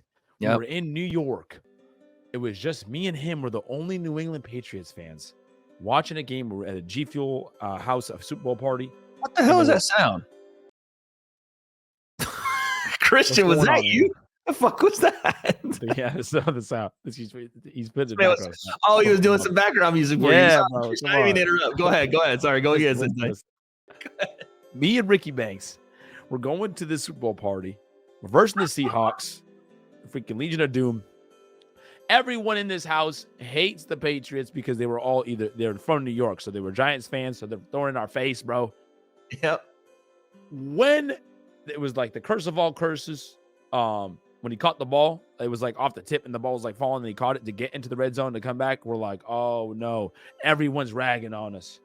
Me and Ricky are out there and like not even looking at the TV, like having our own little powwow like it's over, bro. No way, this is happening again, bro. This is happening again. There was a helmet catch. Now we got the curse catch, which is crazy. Then we're like, oh, it's over. It cuts to Tom. Tom's on the bench, like, oh no. Sulking, yep. Sulking. Then, bro, we get the pick. Want to talk about wreaking havoc in that house? Bro, Ricky's clip actually went viral. He went viral for like the celebration. Yeah. I lose it, bro. We jump up, everyone's deflated. I've never celebrated so hard because we were in enemy territory. You know what I'm saying? We were in New York. Cut this fucking music, dude. Bro. Shut this music off. I forgot it was on, bro. I forgot it was on. I couldn't even hear it. So yeah, you have lived through the highs and lows of Patriots football, man. In the Bill Belichick era. You have seen this team go from a mediocre, I mean, let's be honest, poverty franchise. Yeah, they went to the Super Bowl versus Green Bay in the 90s. They had Bledsoe, but they weren't doing great. They were middle of the road team. They were. And Coach Belichick turns them into a dynasty. And Tom Brady. 6 of them things. Yes, and Tom Brady. Both 6 of them things. Yep. Hold 6 rings. Look at just classic Bill Belichick. From upstairs, could you see it? Just classic. Bro, is his persona, his personality, the whole like I'm gonna wear the same sweatshirt. He's not gonna say much at the press conference. His demeanor. Yep. That like is such a New England thing, bro. Like his whole he embodied like that energy. Yeah, it's crazy. I don't know what we're gonna do next. It's like moving on from Tom Brady. Yeah, so he's gone. I don't know. Again, I don't know what the terminology was because he was essentially your coach and GM. Right. So moving on from the Patriots. He's moving on from the Patriots. I wonder how much of this was mutual, how much of it was, hey, Bill, it's been a good run, but we're going to move on as well. And we'd like to offer you this opportunity to move on in a graceful way, whatever it was. Yeah, do you think it was more New England or more Bill? It's tough because I can understand it being mutual because, you know, every organization kind of reaches this point. When are you going to move on from a staple in the organization? Because the organization, they feel like they need something new, a new spark. We need a reset, right? It's the guys talking about what they used to do, right? You got Bill Belichick. This is what we did to get 6 championships. And it's the new guys in town. And nobody's there who won, right? Slater just retired. Like, we're talking about, you know, the McCourty, but these guys are not there. Yep. You know, so that kind of generation is out the window. So they feel like it's a new vibe. And I think as a GM, I think Bill can understand that. Yep. You know, he went from the Giants with Lawrence Taylor, went to the Patriots, and he understands the game. He understands the NFL. So I can see him understanding that, and new opportunity would be great. You know, maybe he wanted to retire, but Bill clearly wants to still coach. Nah, he wants to coach. I think this he was wants that record. He wants that record. That's why he wants the all-time wins record. Robert Kraft. Yeah, of course. He's what is he? 15 wins away from the all-time winning, winningest coach in history. 15 wins. He can definitely do that. Yeah. Yeah. I got to be honest, man. There's a couple of places where I think he lands. Oof. I'm hearing like I got sources. One day we'll have sources, Sensei. Trust. One day. Right now, the rumor is that he is being targeted by teams that currently have a head coach and have not fired them, which makes me think there might be some playoff teams in play. How about this? Not that this will happen because they're on a hot streak right now. But I got 2 teams. One is he comes out to the West Coast and coaches the Chargers. That's what I was thinking. Chargers. Go Chargers, go. Now, the reason for that is because they are ripe for the picking. They have no fucking idea what's happening. The Chargers right now are in a front office without any real direction. You could bring him in and he could fulfill the same role as GM and coach and have a very talented roster, dude. Yeah. Justin Herbert's there. Austin Eckler is there. You have Derwin James there. Like, they have really skilled guys. Mm-hmm. They're built to be able to be a playoff team tomorrow. Yeah. They just can't put it together. Brandon Staley couldn't get it. He was, analytics coach, Bill Belichick, obviously the Patriot way, now the Charger way potentially. But how about this, Sensei? What if I told you that the Cowboys lose round 1? Oh, the Cowboys? Jerry World, all the talent. Mike McCarthy, see ya. Wouldn't want to be ya if they get bounced in the first round. Dak coming off his best year. America's team. And now let me throw one more. Let me throw one more thing at you that probably won't happen, but we're in fantasy land. So let me just say this. There was another guy that retired this week, Sensei. A man that I'm not very fond of because of this right here. Coach Nick Saban is done with the University of Alabama. After 17 years, after dominating college football, really nothing left, and probably not wanting to take the burden of a head coach. What if Nick Saban comes out of retirement as the defensive coordinator for the newly head coached Dallas Cowboys by Bill Belichick? Damn, bro. I don't know, dude. That's crazy on paper, but is that? I know they have history. Is that too much? I know they work together. I know that. I know Saban's. It might be a little too much, and I might be living in fantasy land. It might be too much in one room, especially with Jerry. I don't even know about Bill and Jerry. If Bill comes on board, Jerry's got to. I mean, no coach has ever been able to do this. Jimmy Johnson couldn't do it. But if you're Jerry at this point, you haven't gotten that Super Bowl since the 90s. And if it doesn't happen this year and you get bounced in the first round, we're doing a lot of hypotheticals, but the man comes with a pedigree in Bill Belichick. You kind of got to let him have the reins, don't you? I know, but dealing with I feel like New England media and the New England vibe was perfect storm for Bill Belichick because it's not Dallas. It's not America. It's like, you know what I mean? It is now. It is now. Yeah. But it's like, dude, Dallas is still good. It's still America's team. I agree. I know. So you think the Chargers are the best fit? Yeah, bro, because it's a team that has low expectations. You know what I mean? They have a lot of low expectations, but a lot of potential. And it's not like Hollywood, like Dallas is. You know what I mean? I mean, So- technically they are in LA, but they're the second team Yeah, kind of but in they're- LA. You know what I mean? They're Right, like exactly. Rams are there, and that's kind of they won the Super Bowl. It's like the Rams, Right. And I feel like and they're like the adopted LA team, kind of. and they might appreciate Bill Belichick differently than Dallas might. Yeah. I feel like the ego of the Cowboy lore may, because Bill Belichick ain't taking a step back from that. We know that. No. You know, and New England was perfect for that too, because like you said, we had low expectations. Now, you know, also another big move that's just come across this morning, and this is why I decided to wear my Tennessee garb, because fucking Vol Nation over everything, baby. Guess who is the new head coach for your New England Patriots? I didn't know Gerard Mayo played there. Gerard Mayo was a linebacker at the University of Tennessee, sir. Don't ever disrespect. Look at that, dude. So now Gerard Wade Mayo is now a Patriots fan. That's not true. Gerard Mayo, Thought I got him. new head coach of the New England Patriots, son. This is a Love great it. hire. This is kind of, I mean, outside of, yeah. You see Tennessee football. Yeah, let me just go ahead and like that. Let me just go ahead and like the Vols football there. Go Vols, Vol for life. You see, this is a good hire, I assume. As a New England Patriots fan, how do you feel about this hire? This is great, man. He's a current guy. Yeah. You know what I'm saying? People talking about Vrabel maybe, like bringing in somebody. But again, Vrabel's from that old. I mean, Gerard played, obviously, for them back then, but he's been coaching now. Yeah. So he has influence in the locker room now. I'm assuming that's the only reason you do this, right? And it gives him an opportunity to build, to rally around a coach getting his opportunity, right? Mm-hmm. To grow and develop with the team, with also having the history in those locker rooms, right? Being a player there. For the fans as well, the media, I think it's great. No, I think it's a solid move.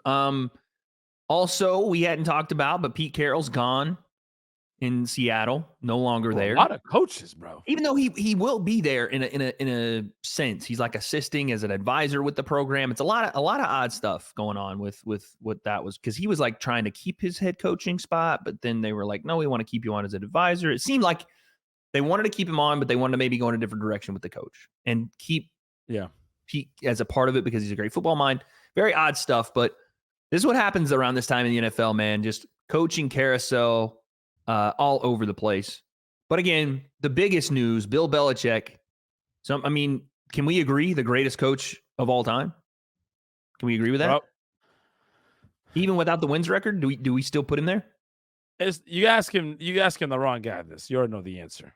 Well, I know, but there's some Patriots fans that go, oh, well, because of Tom, is you're either like a Tom guy or a Bill guy. Bro, there's still too many. There's still too many like genius coaching moments that you can go to. And people, and remember, he was a defensive minded guy. And remember how good the Patriots defense was for years.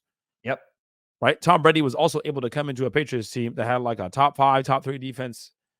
That like the way that defense played, and that's what Bill Belichick came from, winning a Super Bowl, right? With the with the Giants when he had Lawrence Taylor. He freaking coached LT. Talking about that, right? So and to be able to do that and then go to New England, and then the defense was, so people, obviously Tom Brady was amazing, but our defenses, bro, were, especially early on, the early New England Patriots were, the early championships, that first 3 championships were crazy. And bro, like, remember the Ronnie Harrison story, how he was able to, like, we released Lauren Malloy, which I remember being like, damn, Lauren Malloy was Pro Bowl guy. And then we brought Rodney on to be, and then he made him like captain and like 2 weeks in, and he was fighting with players like I guess like a couple of days into practice, and Bill was like on tape like, I love it. This is what the team needs, like allowing infighting to happen, making those kind of decisions. Even the pick we talked about that Malcolm Butler had, the whole sideline kind of freaking out in Bill's ear. We need to call timeout. And he's over there masterminding. Now I got it, because he noticed there's some confusion. So he's just letting the confusion happen. And then they prepared for that play before. When you hear about that, and Malcolm prepared for it, we prepared for this play. It's like, oh, was it just Malcolm reading and making a crazy play? No, it wasn't just that. Amazing job by Malcolm, obviously. Greatest interception of all time.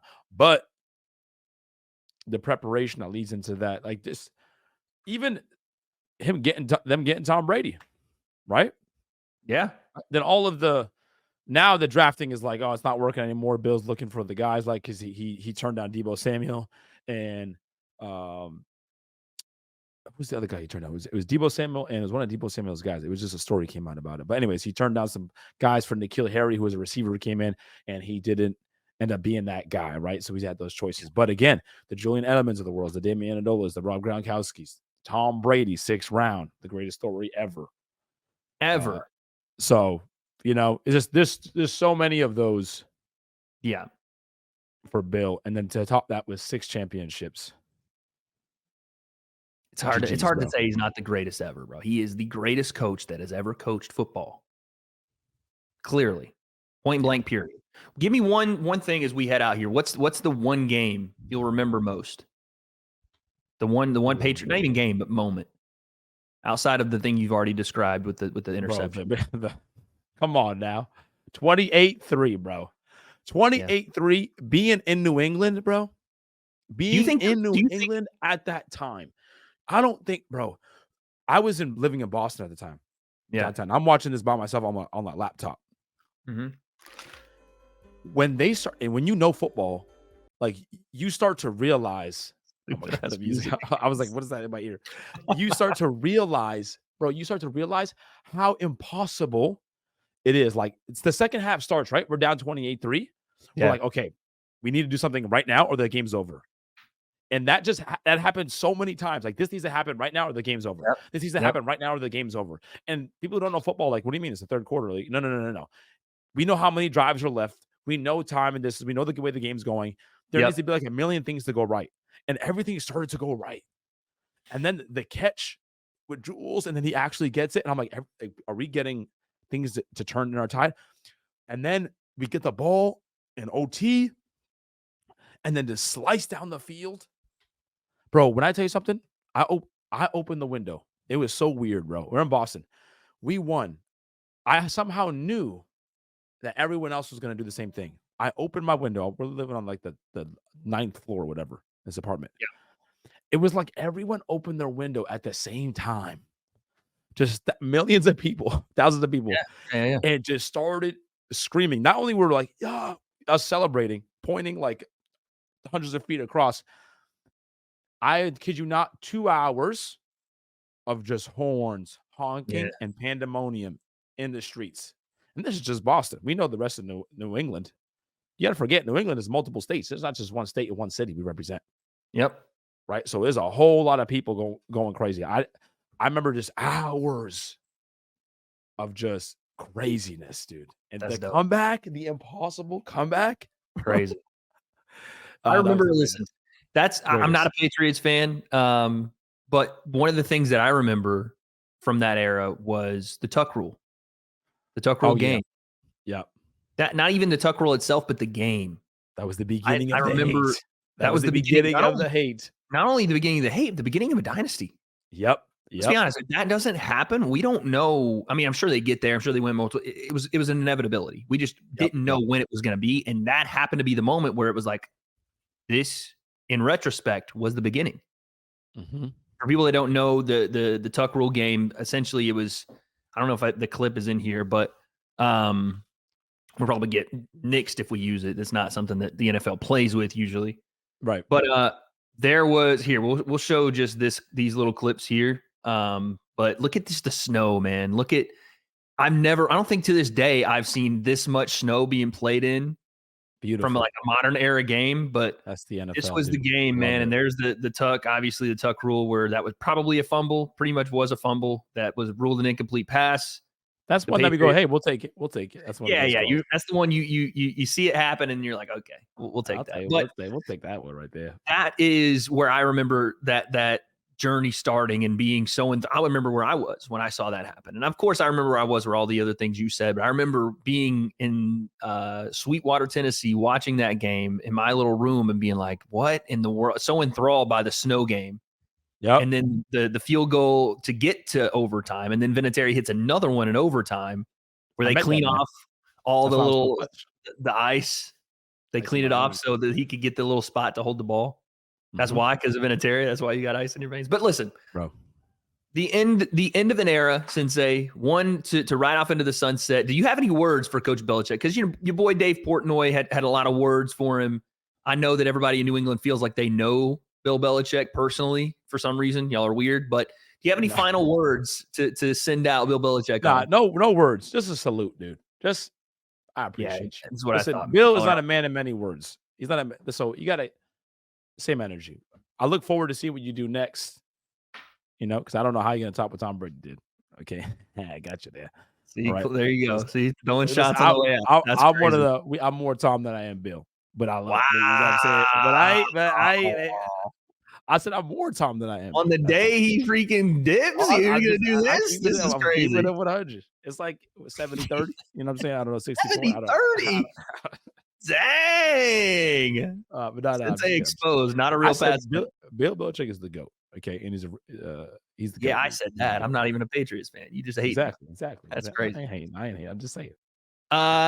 Confirmed. Sensei is not a Heat fan. He's a wherever he at fan. All right, that's what it is. There it is. I'm a Patriots fan. No, it's the saying. The people that like LeBron, they don't root for the team. They just root for wherever he's at. That's I'm like that with Tom Brady, though. Yeah, that's what I'm saying. Facts. Yep. You're a Pats fan. You're a Tom Brady fan. That's what it is. It's cool. Yeah, you're right. I'm not gonna lie. This dude's crazy. Exposed. Listen. You gotta rep the brand over everything, dude. What I'm saying, I'm not gonna lie, because Tom Brady is what made me a diehard Patriots fan. Bro, but here's the thing. I'm not gonna lie. I told you. I literally said I started with I was a Rams fan because of Marshall Faulk. I wanted to be a running back who I wanted to be growing up. I wanted to be Terrell Davis. I was a Tennessee fan before I knew a Broncos fan first. On Tennessee. Then I wanted to be Marshall Faulk. And then the Patriots were in the Super Bowl. Like, what is this little kid? Then we won. And then the story of Tom Brady. They won, and then it became we. Don't get it twisted. You wasn't with Tom Brady became the greatest story in the NFL. I was like, damn, that's crazy. True. He's the GOAT. Yeah, your boy was a Tennessee fan before I even knew what it was, son. Yeah, see, that's football in the crib stuff. You know what I'm saying? That's different. That is different. It is different. Not gonna lie. Okay, Sensei, we spoke about Lil Nas X. I think as this thing will go out probably yesterday or 2 days before. People were engaged with the conversation. Yeah, Let's just say that conversation going. We were engaged with the conversation. It was a fun combo, but essentially, it's a touchy subject. Touchy subject, man. Lil Nas X and his endeavors into. I mean, you type in Lil Nas X on YouTube, and the first thing that comes up is disrespecting God. Okay, so there's that. Listen, Sensei, I think my views on Lil Nas X have been pretty well stated. I don't mind that the guy is expressing himself. I don't mind that he's making music he wants to make. My problem with this whole thing has been it is a gimmick to sell without the substance that you're trying to act like it has. That's the thing with me. And it's just to rile up, in my opinion, to rile up Christians and religious people to push numbers without really having a message of the thing you said. You've said you want to become a Christian, you want to do all these things. Yeah, I don't even know. Does that come out? Is he serious about that? Is he really? Well, he's the one that's trolling and putting the thing. I'm going to go to Liberty to study religious studies. I'm going to go and do, you know what I mean? Yeah. And then you come out and say, I'm back like Jay Christ. And you're playing one-on-one with the devil. He's a double agent. It's just like, come on, bro. Again, I get the purpose of it. You know, I understand. Like, I honestly don't even know the purpose of it. But all I know the purpose of it. I think I know the purpose of it. Sell records. Right. But I don't know if there's. What's Christian doing with this? I would feel like most artists, yeah. Especially if they're, we know how twisted their life can get. We know how mentally difficult it gets. So do I think he's just like everything's good and he's just I'm just trying to get numbers, or is there something real deep down? Because we know these artists most of the time that's what it is. They're trying to do something, but they're also trying to sell records and they're also trying to do this. There's something twisted underlying. Like Kanye ain't just trying to sell records, but you can say that people can say argue whatever. Most artists, same thing. There's something there, right? And it's obvious. I'm assuming he didn't come out as openly gay just to sell records. You know what I'm saying? I mean, I think that the gay agenda is part of it. You think he came out to sell records? I don't think he came out to sell records. I think it was a happy marriage of the two. I think him announcing that at the time he did was very convenient, but I also think that it was probably the point where he felt the most safe to do it. So yeah, I think it was a happy marriage. It was just one of those things. He was like, oh, because when the gay announcement happened, yeah, and that was an amazing time for him. He was able to freely be himself. You say it's an amazing time, but we don't know if it's actually an amazing time. Well, it was an amazing thing for him to be able to come out, I'm assuming. Bro, that comes with a lot of to say that I don't know, and get that kind of response, which was a great response for him, at least publicly, but not completely though. It hasn't been a great response. The people that are against it's not a great response. You know, you don't know also the people. I don't think that like everyone was like like hated Lil Nas X for being gay. I don't think that. I mean, maybe a small sect has, but I don't think that the issue with him is that you're gay. That's not been the issue. I think that there's probably plenty of people. Like I said, there's probably a loud minority of people that will say that about any artist that is gay. Right. No, I know. But what I'm saying is that the issue hasn't been that. You know how a loud minority can affect people. 100%. I 100%. So like I'm like my thing is this: influences someone's everyday life. You know what I'm saying? I can't say it was all good for him. Is what I'm saying. I would say the majority of the vocal people when that happened, were in his corner with that, because of course you should be. Like a person comes out and says, "Hey, right, this is how I am. This is who I am." Cool, awesome. Yeah. That, in my opinion, hasn't been the massive uprising of people being like, dude, you got to chill. No. It's been all the other stuff for sure. It's been the pivot to, and this is why I think that this is where he's pivoted to, the virality pivot. Yeah. Because I think, this is just an opinion of mine, when he got attention for the devil thing, it was basically, ooh, this is how it works. But you don't think that he's in his head, he has some... I'm sure a portion of it is personal. Mastermind genius messages out there. Oh, in his head? He probably thinks he's a genius with it. Yeah. That's what I'm saying. That's all I'm saying. There's also the reality of it. Not necessarily like, I'm just going to do this complete BS thing. I don't believe in what I'm saying whatsoever. It's all BS. What is he saying? Whatever. I don't know. Again, Britney Spears shaved her head. I don't know what she was thinking. But I'm saying, but she didn't say, I'm shaving my head because God is like telling me to. I don't know what she was saying. She was losing her mind. Or the devil's like telling me to shave my head. You know what I'm saying? Right. The whole point of the messaging for Lil Nas X is like, I'm going to express the most outrageous thing possible. I don't know what message that is. Like what? Yeah, I don't know. I don't know. I was gonna say, I don't even know what message he's trying to send. I believe he probably thinks there's even a deeper message, bro. We've seen artists, like of old time artists, they put like the most little, like you spend thousands of years trying to crack a painting of like Da Vinci. Yeah. And that was this whole thing. Like, I want to have the most amount of coding ever. You know what I'm saying? Like, this whole art vibe is you get craziness, in my opinion. I don't even know what he's trying to say. I don't know. You know what I mean? So that's why I'm like, I don't know. Yeah. I don't know I don't know his true intentions. I think here's the thing too. I think he's musically, I think he's a talented dude. Like, obviously. Yeah.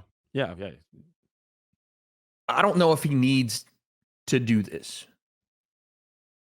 As far as like, you have and maybe I'm assuming, but you have talent to not have to rely on the crutch that is the viral riling of religious people. And maybe that's his purpose. He wants to go after something like we talked about in the last one, something that affected him.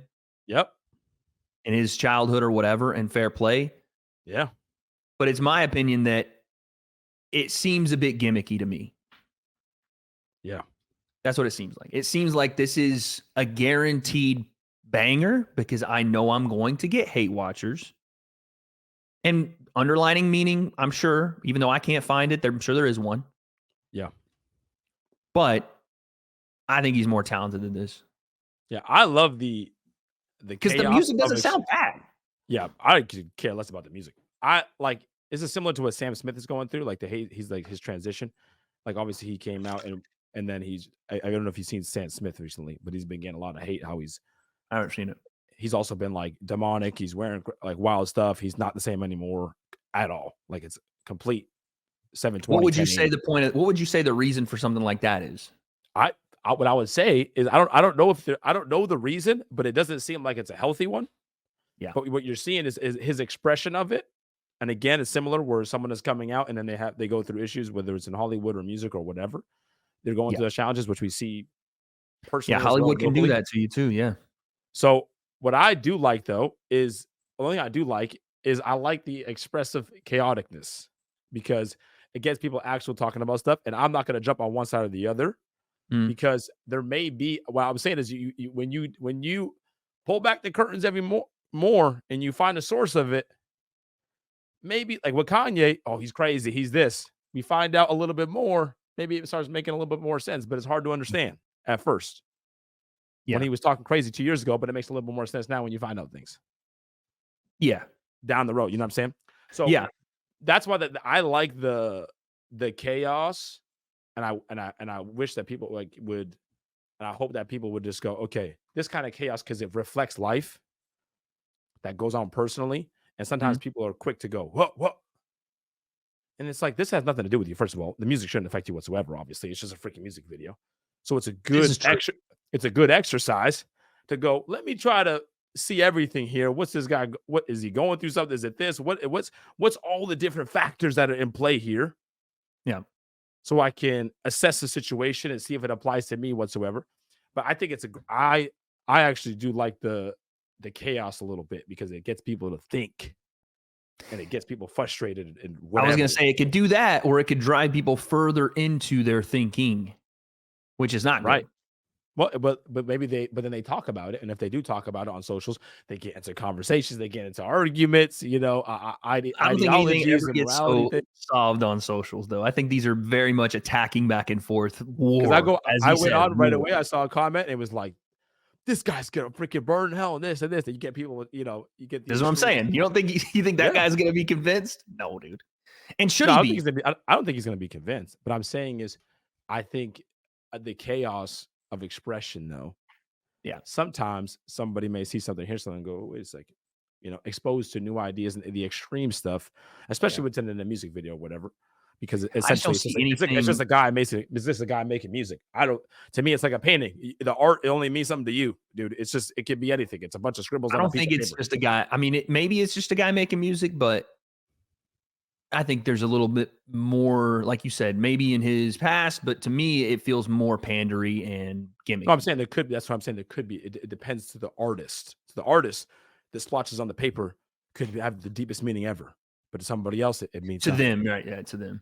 That's what I'm saying. So yeah, it's an opportunity to look at things differently. Facts. I saw nothing in that because it means nothing. Yeah, well, that's the thing. To you and I, it means nothing. It's the hard part is like you said, to a subjective person that isn't Lil Nas, that does see that, does it mean something to them? Does him getting on video and twerking in heaven mean something to them? Does him going from heaven and dropping down into hell with limbs in a cauldron mean something to them? Does him acting as if he's Jesus Christ on the cross mean something to them? With glitter on his face to represent the blood. Do you know why I love this too? You want to know why I love this? You're going to understand why I love this right now. Because this is a representation of America right here. Freedom. Okay. Freedom of speech at its finest right here. This is what whether we think it or not, the founding fathers, this is what America created, dude. This is what America is allowed us to be able to have in the public square. Is to be able the freedom of speech, and also specifically with this one, for it to be okay, for it to be secular. Yeah. For it to be okay to be non-religious, because that was the beginning of America, which is you don't have to be religious in public. Yep. That's essentially the freedom of speech was the freedom of speech was born on the idea that you don't have to follow said book, and you can do it privately but not publicly. Separation of church and state, right? Yeah.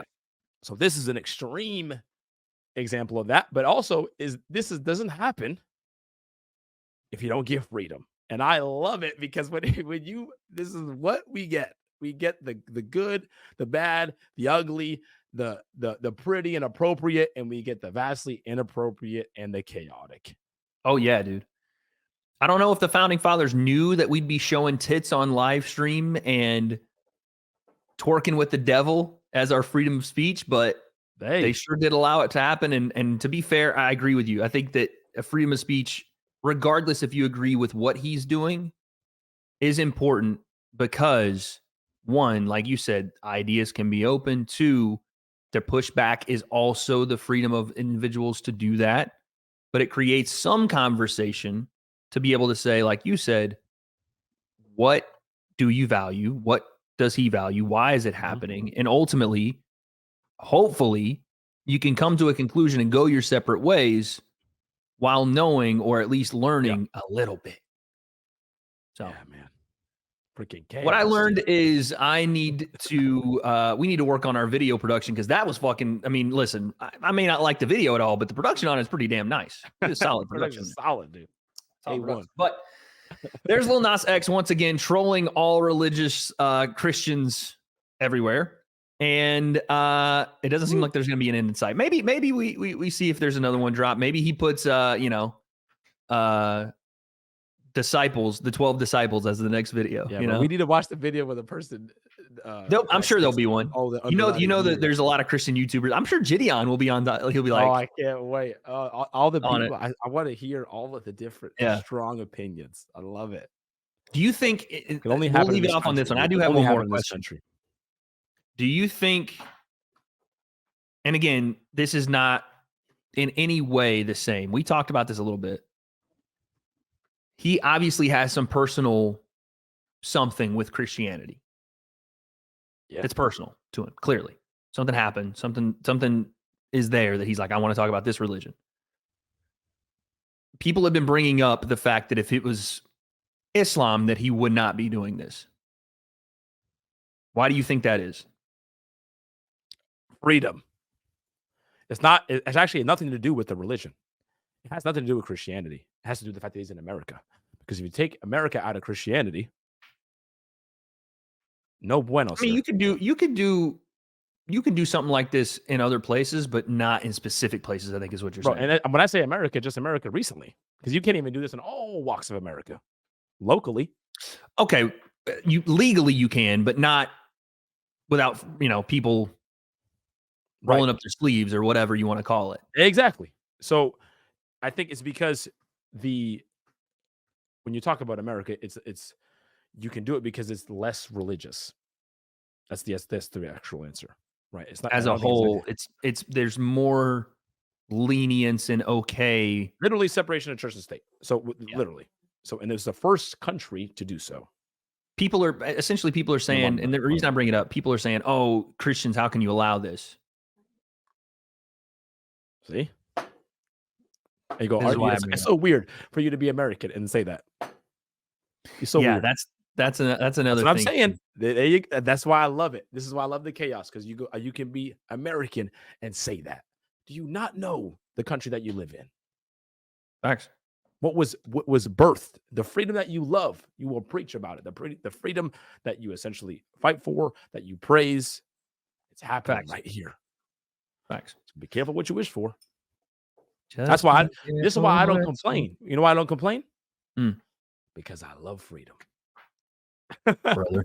brother. So it's like, hey, I'm getting you a hat that says freedom, dog. I am.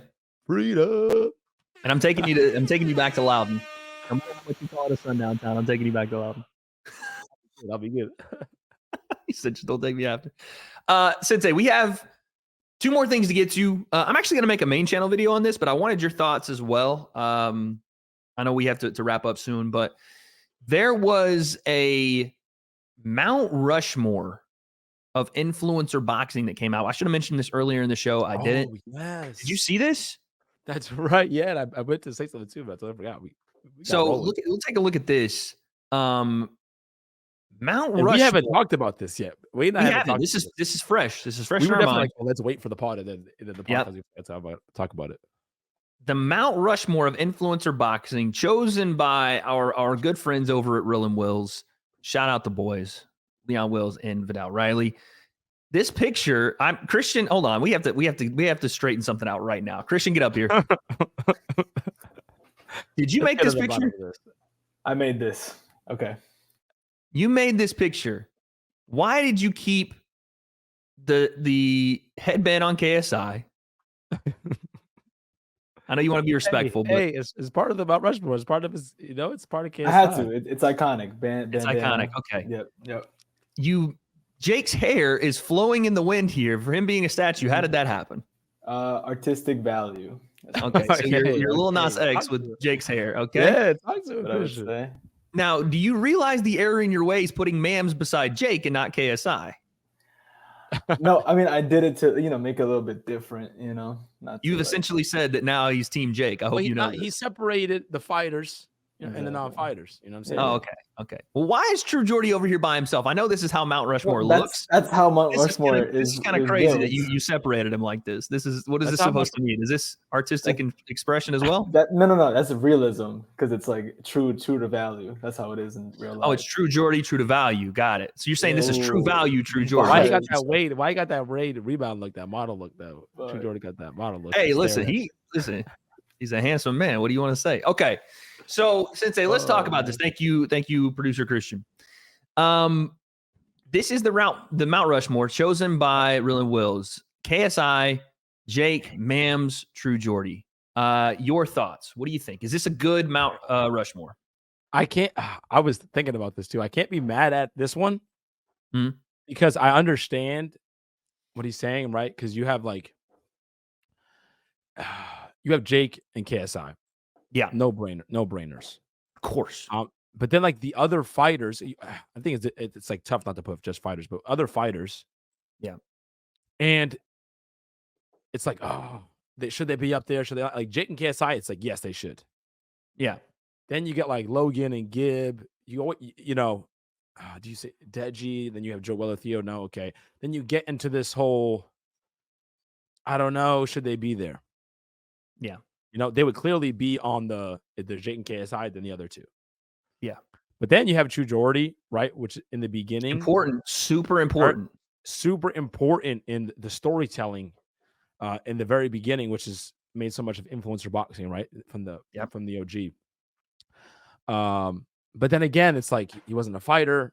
So it's tough. You have to, on the Mount Rushmore, I don't think, so here's the thing. My opinion is you don't have to put everybody on the Mount Rushmore that you go without them. Would it be here?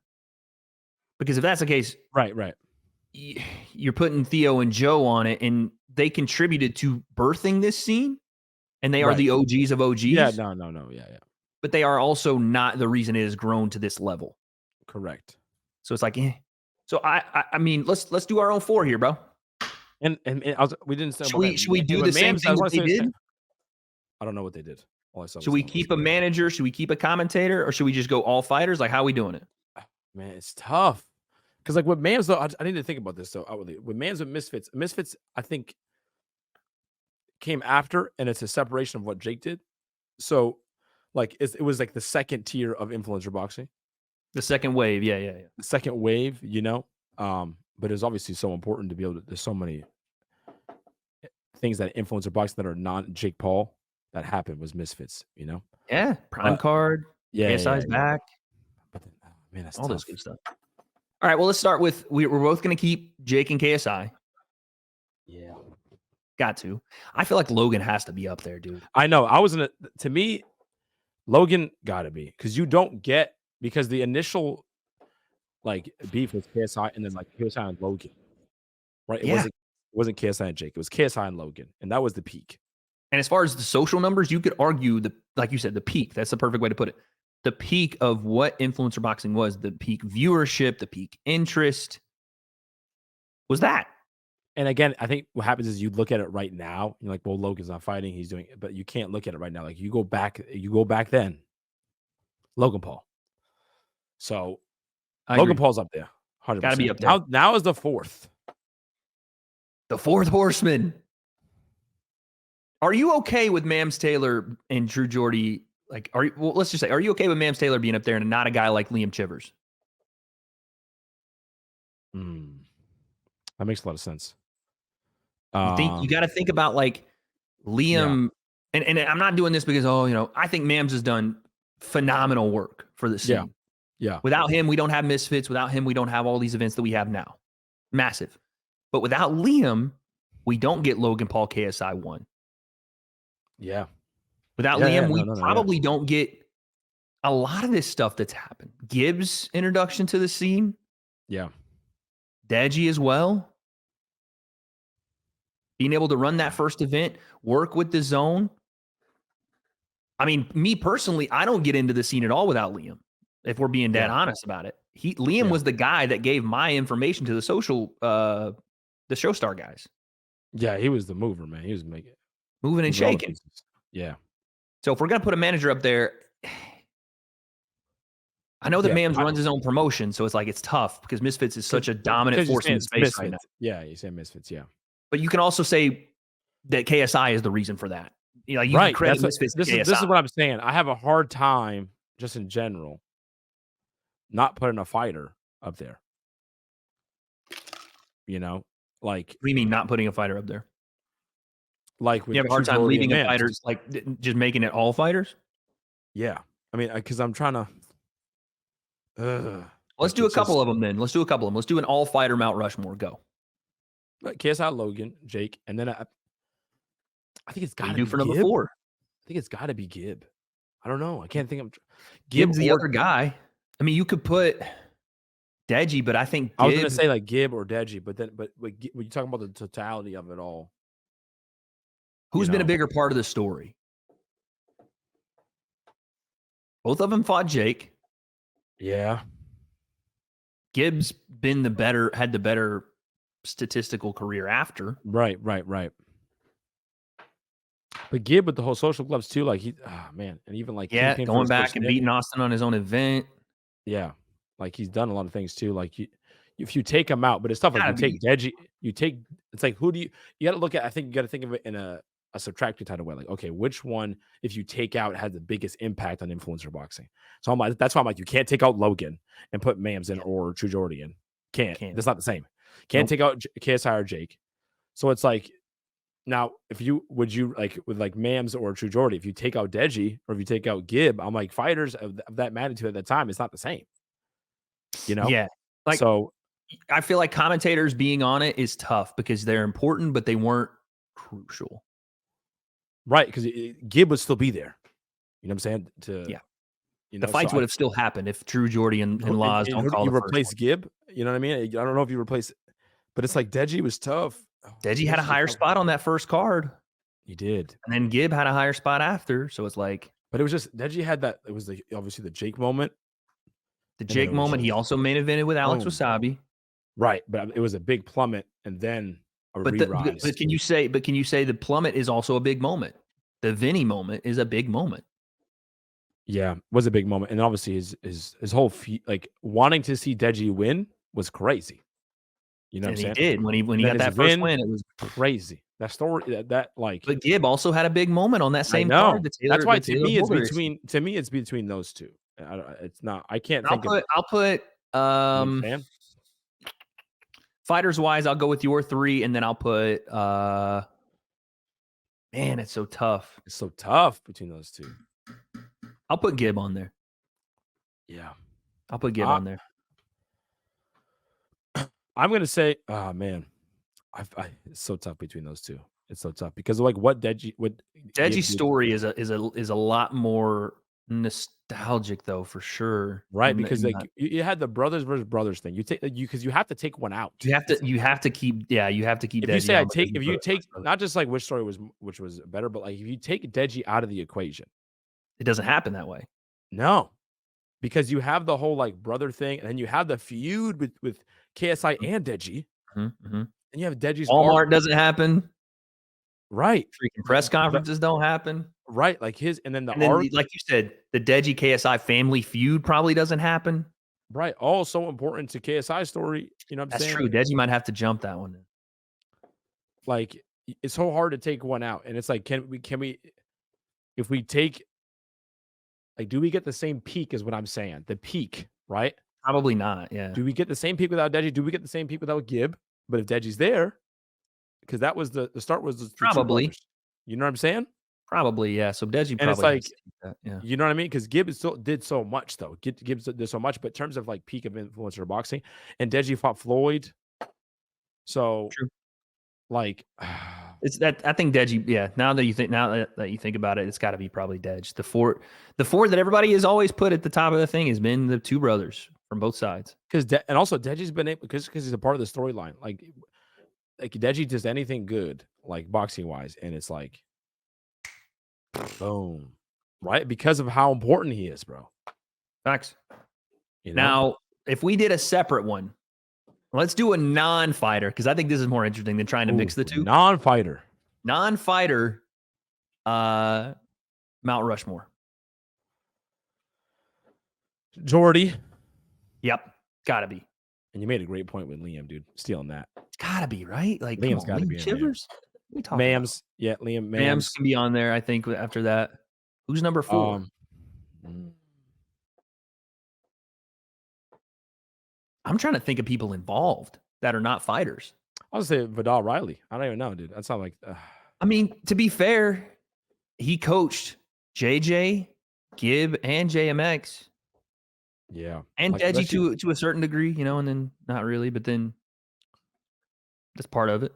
It's part of it because, like, when you're talking about like coaches being a part of the storyline, Vidal is for sure the name that comes to mind. Yeah, and like the arc of KSI is so tied to Vidal.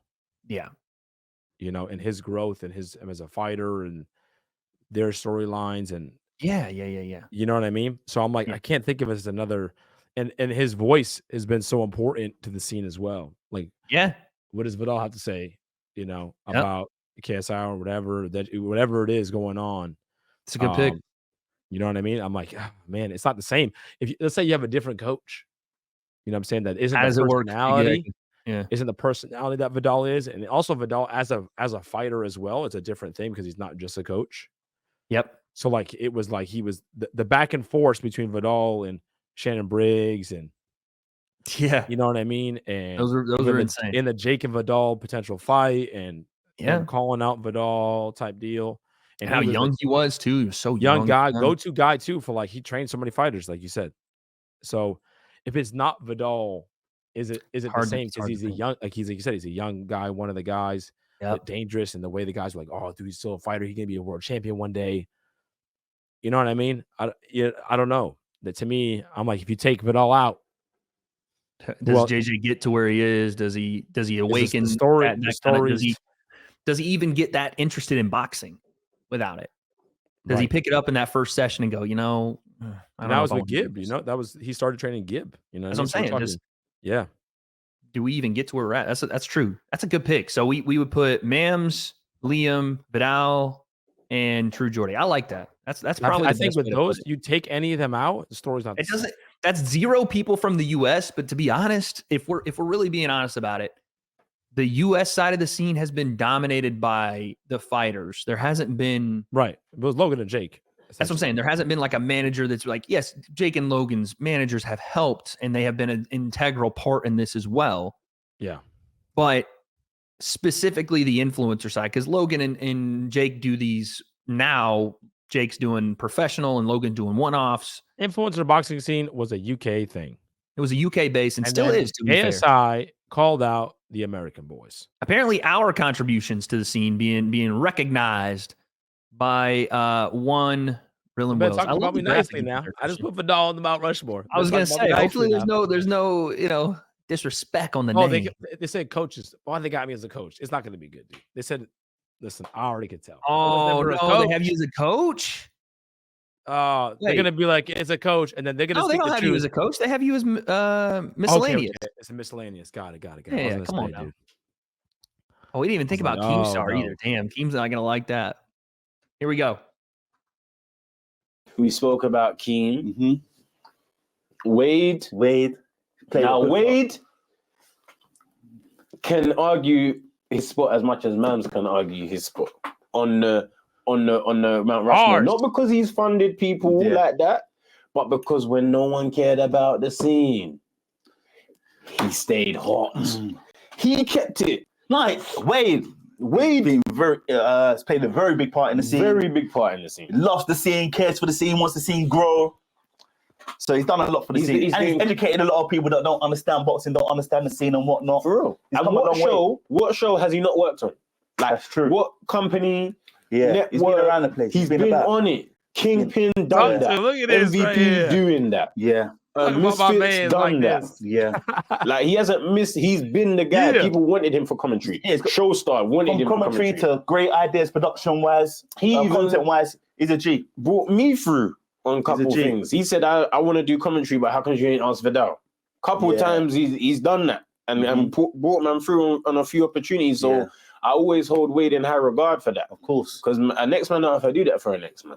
Yeah, but I don't know. Let's see the next list. I appreciate that, man. I wanna make sure we acknowledge that. That is super, super fun and humbling to hear from those guys, bro. Those are my fucking guys right there. Dude, it's I will never put myself on any list ever for any of this stuff. If we do it, it's like, bro, it's because one, I understand the importance of what I am and what those people are. This is why we put Vidal Riley on our list, not because he's our boy, but because we understand the importance of what he brought.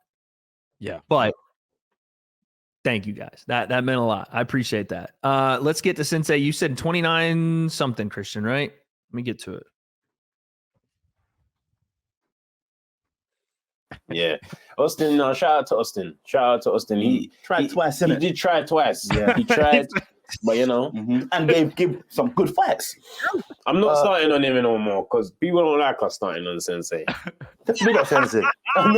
You have to big up. You know why? You know why? Because, but see, when you first started training JJ, I didn't know who JJ was. I didn't know who KSI was. I knew the lyric from Chipmunk. You're not KSI. Something about when he's cussing Bugsy. No, when he's cussing P Money. Oh, P Money. That green Lambo's not yours. Yeah. You're not KSI. Yeah, you're not KSI. That's the only KSI I heard. Then bam. Things grow. So then Sensei flew over. I didn't know who these guys. I didn't know what FaZe Clan was. I didn't know what Sensei he was a Sensei of. I knew FaZe Clan because I used to play Call of Duty. Okay. And I know they're big on the game. Later on, I found out. But before that, I'm like, FaZe Clan, I don't know what's going on here. But he flew over and he was the first, like, JJ, you got this. I'm supporting you. He was that guy. I can't lie. He was like the unwritten assistant to our coaching. And it was slightly at the time sort of USA versus UK as well. It was. And he was riding for the UK. Yeah, and he didn't care. You know what I'm He flew over. Yeah.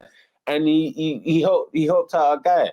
So I do give Sensei his props. And I want to look in the camera and say, just because I think Sensei shouldn't fight no more, whatever, doesn't mean I don't respect this guy as a person and what he's done to help me, help Lee, help the community.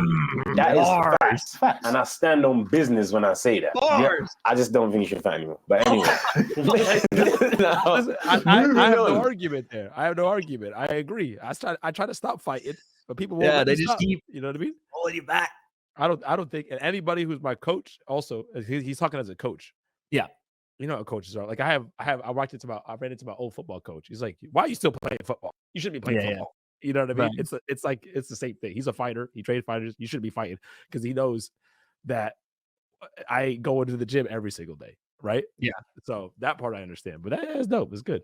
That's dope, man. It's good to see the guys, man, recognize what you are in the scene. I don't think people, because, you know, it's been such a long time and we tend to forget how much you played a part in this as well. Yeah. From, like they said, helping out, but also instilling confidence in people that didn't know how to be confident in combat sports. Yeah. You, Vidal, Leon, were people that they looked to. KSI looked to. Deji looked to. Gib looked to for a bit of validation to be like, am I doing this right? Am I getting better? Yeah, let's beat up Sensei. That was a big part of what you let's did. See where I'm at. Let's bring Sensei in. Let's see where I'm legitimately, though. Like, no, for we're there and they're able to hang with the FaZe Sensei. It's like, okay, we got something here. And then when you're also there, giving them that same confidence and through your words, through your actions, and like V said, you're standing on business with Team UK when it was supposed to be UK versus US because of the relationships you built. Mm-hmm. That's what people don't get is when you build a relationship with FaZe Sensei, that's like this. And he ain't going nowhere. Yeah, and I wasn't there. I think too, what helped, I wasn't there like as a, because I was essentially at that time a brand new YouTuber, but I was never really a YouTuber. You know, I never was, you know what I mean? Like I uploaded YouTube videos, you know, but like being like a full on YouTuber, I never really was. So I didn't bring the same energy. Yeah. So I think it was like a nice relief to have someone who wasn't just like, trying. You were a real dude, a real guy. Yeah. I think that's what people don't. That's what people don't see about you is they see the YouTube thing, but that's just you are just you. You're playing Madden 5 minutes before you were recording. Bro, you're gonna play Madden tonight. You're gonna go and do your Sensei stuff. Like, yeah, I got bug graduation in 3 hours. Belt testing. That's what I'm saying. This is what's so awesome. 80 to 100 kids testing. W. New ranks. First test of the new year. Preparation. My wife's been going crazy today. Actually, she's been planning. Yeah. Yeah, we're excited. Let's go. I gotta get back in the gym so I can get my, you know what I'm saying? We gotta level up. Me and Christian gotta level up our white belts, you know what I'm saying? We gotta step it up. Come on now. 2020. I haven't even put on the gi pants since I left. They're still folded up very nicely though. They're folded up very nicely. Good. You get a stripe for that. Okay. At least I don't wear them for a fashion statement like Christian be wearing them. I'm telling you. Yo, that was crazy. I wear them regularly just as This is what I'm saying. I'm telling on people. Breaking the code. I'm that kid, bro. It's like this fool's wearing them for fashion. Take his belt from him, Sensei. Nah, but you can't tell. I know Christian will be wearing the baggy clothes, so you can't tell. It just facts. It just look like pants on him. It fits the fit. You know what I mean? Bars. I don't like are you down with this 90s fit thing that's happened? Let's go into old man talk. Let's go into freaking. It's not 90s fit. That's why, because it's like 90s fit was the loose hip hop look. Now it's like a loose homeless look. No. What do you mean loose hip hop look? You're from the Northeast, so maybe it was loose hip hop then. But in the 90s, for me, it was loose clothes regardless. No, yeah, that's what we wore. No, I know, but it was. I wasn't trying to look like anything. That's just how the style was. You know what I'm saying? Like that was a hip hop influence because before that, in the 80s, it was tight. Yeah, I mean that's true. Hip hop started. You know what I mean? You got that video where she goes, "This is hip hop," and she's dancing. She's wearing like the baggy pants. You know what I mean? That's what you know what I mean. That's what it was. It was MC Hammer. Blame him in the 80s. Started wearing the parachute pants. It rolled over to the 90s. Now it's back, man. The jeans are a thing now. Everybody's rocking jeans, bro. I used to look like Christian looks now in middle school. Damn. Like with the clothes, the extra large. Oh, so you saying you didn't look like him like that? Like you disrespecting the way he looks now? No, I'm saying the clothes, bro. I'm not saying he looks like a middle schooler. I'm saying the way he dressed. I wasn't even saying that. See, Christian, see what we're trying to do. Saying that. I wasn't even. He's coming out. He's coming after you for the Mount Rushmore. I didn't even. This is the thing. I didn't even think about the middle schooler thing. I didn't know you were calling him a middle schooler. That's crazy. You know, maybe try to. You know what I mean? He'd be. No. I'm chilling. Sensei, I wanted to. We're gonna wrap up with some questions here. I think we're only gonna get to one, maybe two. We'll see. But we had a question from Killer Keemstar that I want to actually pivot. Okay. Yeah, but it's not like a question I actually want to answer. But I want to pivot to a question I do want to answer. So let me get the question here. So his question is, why do Americans choose Waffle House for... Oh, shit, my fault, Christian. Hold on. See, look at me. His question is, why do Americans choose Waffle House for physical combat? That's his question. Now, the easy answer is bad decisions and a lot of drinking and late night hour openings. Is Waffle House like Denny's? You know what Denny's is? Well, this is my question to you. Instead of, and Keemstar, thank you for the question. Shout out Happy Punch. Appreciate you. I want to ask you this. What is your go-to late night spot for food? Because Waffle House is one of mine. But let's up in the Northeast, it was Denny's. Like not anymore, but Denny's was the place. What do you mean not anymore? Denny's out of business now? I think so, bro. I think it's well, that's how you know it wasn't a spot then, because Waffle House still running strong, boy. Well, Denny's was the only ones that was open. That's why. That's what I'm saying. Waffle House is still 3 a.m. You could still go to Waffle House. Right. That's what I'm saying. That's what Denny's was. But that's the problem, though. Denny's was dangerous. You got to go there. You better be ready. Same with Waffle House. Same with Waffle House. Because nothing good's happened after 12. You know, your parents told you that. You should have listened. You know what I mean? What are you, if you're going top 5 late night spots? Because Denny's is like a breakfast late night spot too, which I fuck with heavy. Did you ever get the Grand Slam? Yep. It was all right. It wasn't as good as what I'm about to say. But what would you say is like top 5 late night spots to go get food? What do you mean late night, bro? Because nothing. Well, anything. We can put everything on the board, because if you get like special technicalities, then you're going to eliminate everything. But let's put everything on the board. Everything on the table. Oh man, up here, I just try to remember like late night, like it's like 11 midnight. We used to get Chinese food. What, bro? Because that would be the only thing I was open. Oh, we got to call Haverhill Jade. Shout out to Haverhill Jade. Chinese food at a plate, you know, 12 what I mean? o'clock. They're not open anymore. But they were the only thing that we open sometimes. We got to get delivery. Not Taco Bell or. I'm not saying Taco Bell's good, but I'm just saying there's nothing else. I have been to Haverhill. I understand, actually. I have been to H-Town. We're not going. I'm not going to fast food. I'm saying fast food's a part of it. It is a part, but I don't want to go through it. It's Waffle House over everything, by the way. This is why I picked Keem's question. Waffle House is the only spot. Yeah. Have you been to Waffle House before? No. How could I? This is insane work to me, dude. How could you? You've been to the South. You've been to Florida. Yeah, I've been to Florida a couple of times. I'm not trying to go to a Waffle House, but I'm going to. That's disrespectful. You got to go to a Waffle House when you're available. When they're available, you have to go. I'm dead serious. Okay. Anytime you go to, you haven't even begun to understand food until you eat Waffle House, dude. Let me just hit you with some knowledge, all right? This is what we're going to do. I think they have one in Vegas. So Super Bowl week, if they have one in Vegas, I'm going to take you in there. There's a couple things you look for at the Waffle House. One, the cook better be smoking a cigarette. Straight up, that you have to have that. Listen, she better. One of the cooks better be over 60. Straight up, they better be over 60. That's a good sign. And smoking. That's crazy.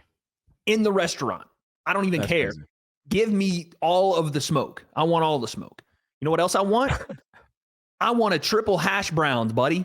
What you know about triple hash brown? Not just a single little hash brown. I'm tripling that thing. Damn. And then I'm talking Waffle House slang to you. Get ready, because I'm double covering that. I'm capping it. Dice chunked. That's what I'm doing.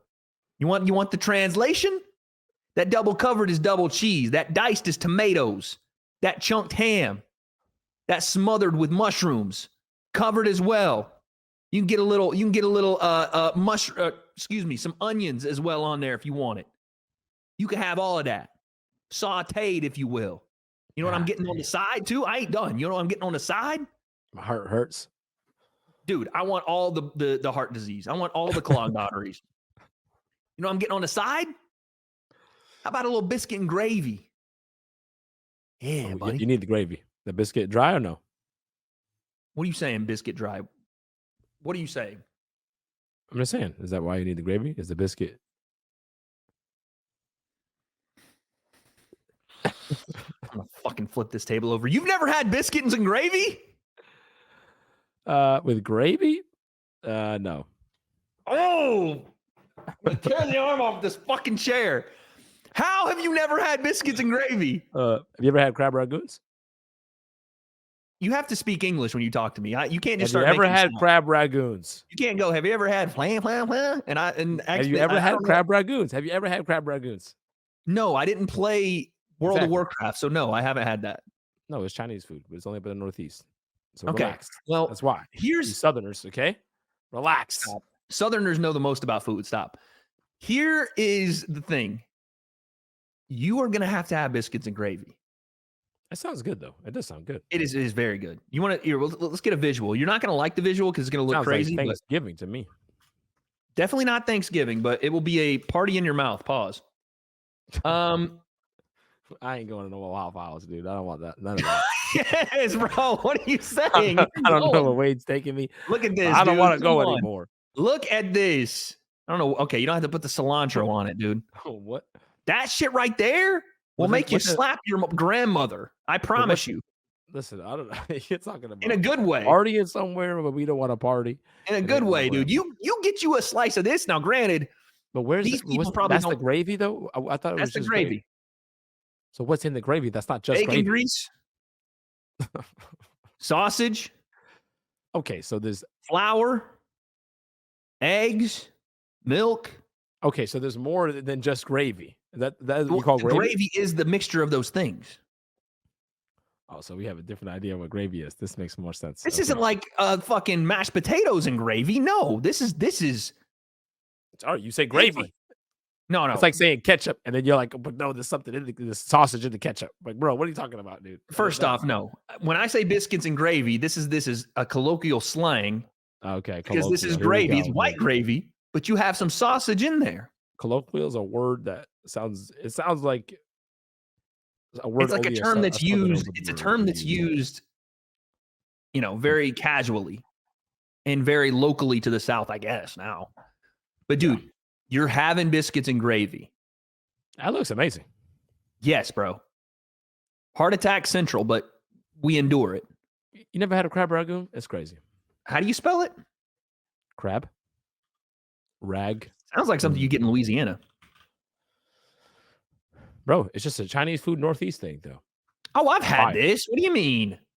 The fact that you didn't know? I didn't know what it was called, but I've had this. Crazy to know what it's called. I think I've had this at your place. That's why you had it up here, Northeast. That's why. I've had it before, but I've had it at your place. Make it like, well, it's Chinese food, but I went to New York. They don't make it like that in the It's South. like New England. I'm just saying, like, they don't make it other places. I've had this before for sure. People don't know about it. Like, and other, like, Chinese food, like, what? I bet they have it out here too. No, I've been to Chinese food restaurants and they don't have it. And I'm like, do you have crab ragoons? And they're like, what's that? I'm like, what? Excuse me? The crab part probably that gets people. That's got to be like a. Yeah, see, I bet there's the crab is probably the thing because the ragoon thing is probably normal. But the crab side is the New England side, I bet. You know what I'm saying? Little seafood action. Ah, makes sense. You know what I mean? Let me just teach you a little bit about your coach. You know what I mean? Listen. We just know that it's fire, bro. But that's what I'm saying, though, because you know what I'm saying? But I'm looking forward. That's why Waffle House is the best, though. That's why Waffle House I'm looking forward to some of it. There's some other stuff you're saying in there, not looking forward to so much. A little dangerous, but I don't know. What? Like what? There better be cockroaches on the floor. I'm dead ass about this. It better be nasty in there. That's how you know the food is good. When there is grease caked on the grill and they're taking that fucking grill brush and they're getting black tar, it looks like, coming off of that thing. You know that thing has been in use. What's going on in there, bro? Listen, if you're eating at a place that's too clean and the grill ain't been used and you can tell that the people aren't experienced, they ain't got life troubles going on, then you're not eating good food. There's emotion in those food. That they don't want to be there, Sensei. So they're cooking the fuck out of that food because they don't want to be there. Those emotions are coming out in the food. No wonder they be fighting. That's crazy. Facts. Yeah, you got to get yourself to a Waffle House, dude. There's no other late night spot like it. Like you could do the Taco Bell thing, you could go to the freaking Raising Cane's, you could do all that. That's cool. But Waffle House is king. Dang. I'm gonna need security. I might have a hard time. Jack Doherty, so I can hire his security. You don't need Jack Doherty security to walk into a Waffle House. You'll be all right. You'll be fine. Bro, cigarettes and cockroaches? I mean, I'm down with it. I'm not going to inspect it like the freaking health inspector would, but if I see some lady smoking in the background, then I'm like, we're in the right spot. If I see a couple of cars with headlights out, then yeah, we in the right spot, sir. I'm taking you to Waffle House, bro. Okay. So I think that's it for today, man. That is all we have. What a show. What a show today. Yeah, what a show we had. Folks, if you're listening to this amazing show on Spotify and or Apple Podcasts, Christian, by the way, we have to get these volume audio stuff on those. We'll talk about that. But if you're listening, make sure you leave us a rating or a review. If you're watching this on YouTube, make sure you guys subscribe for more. This has been The Breakdown, episode 7.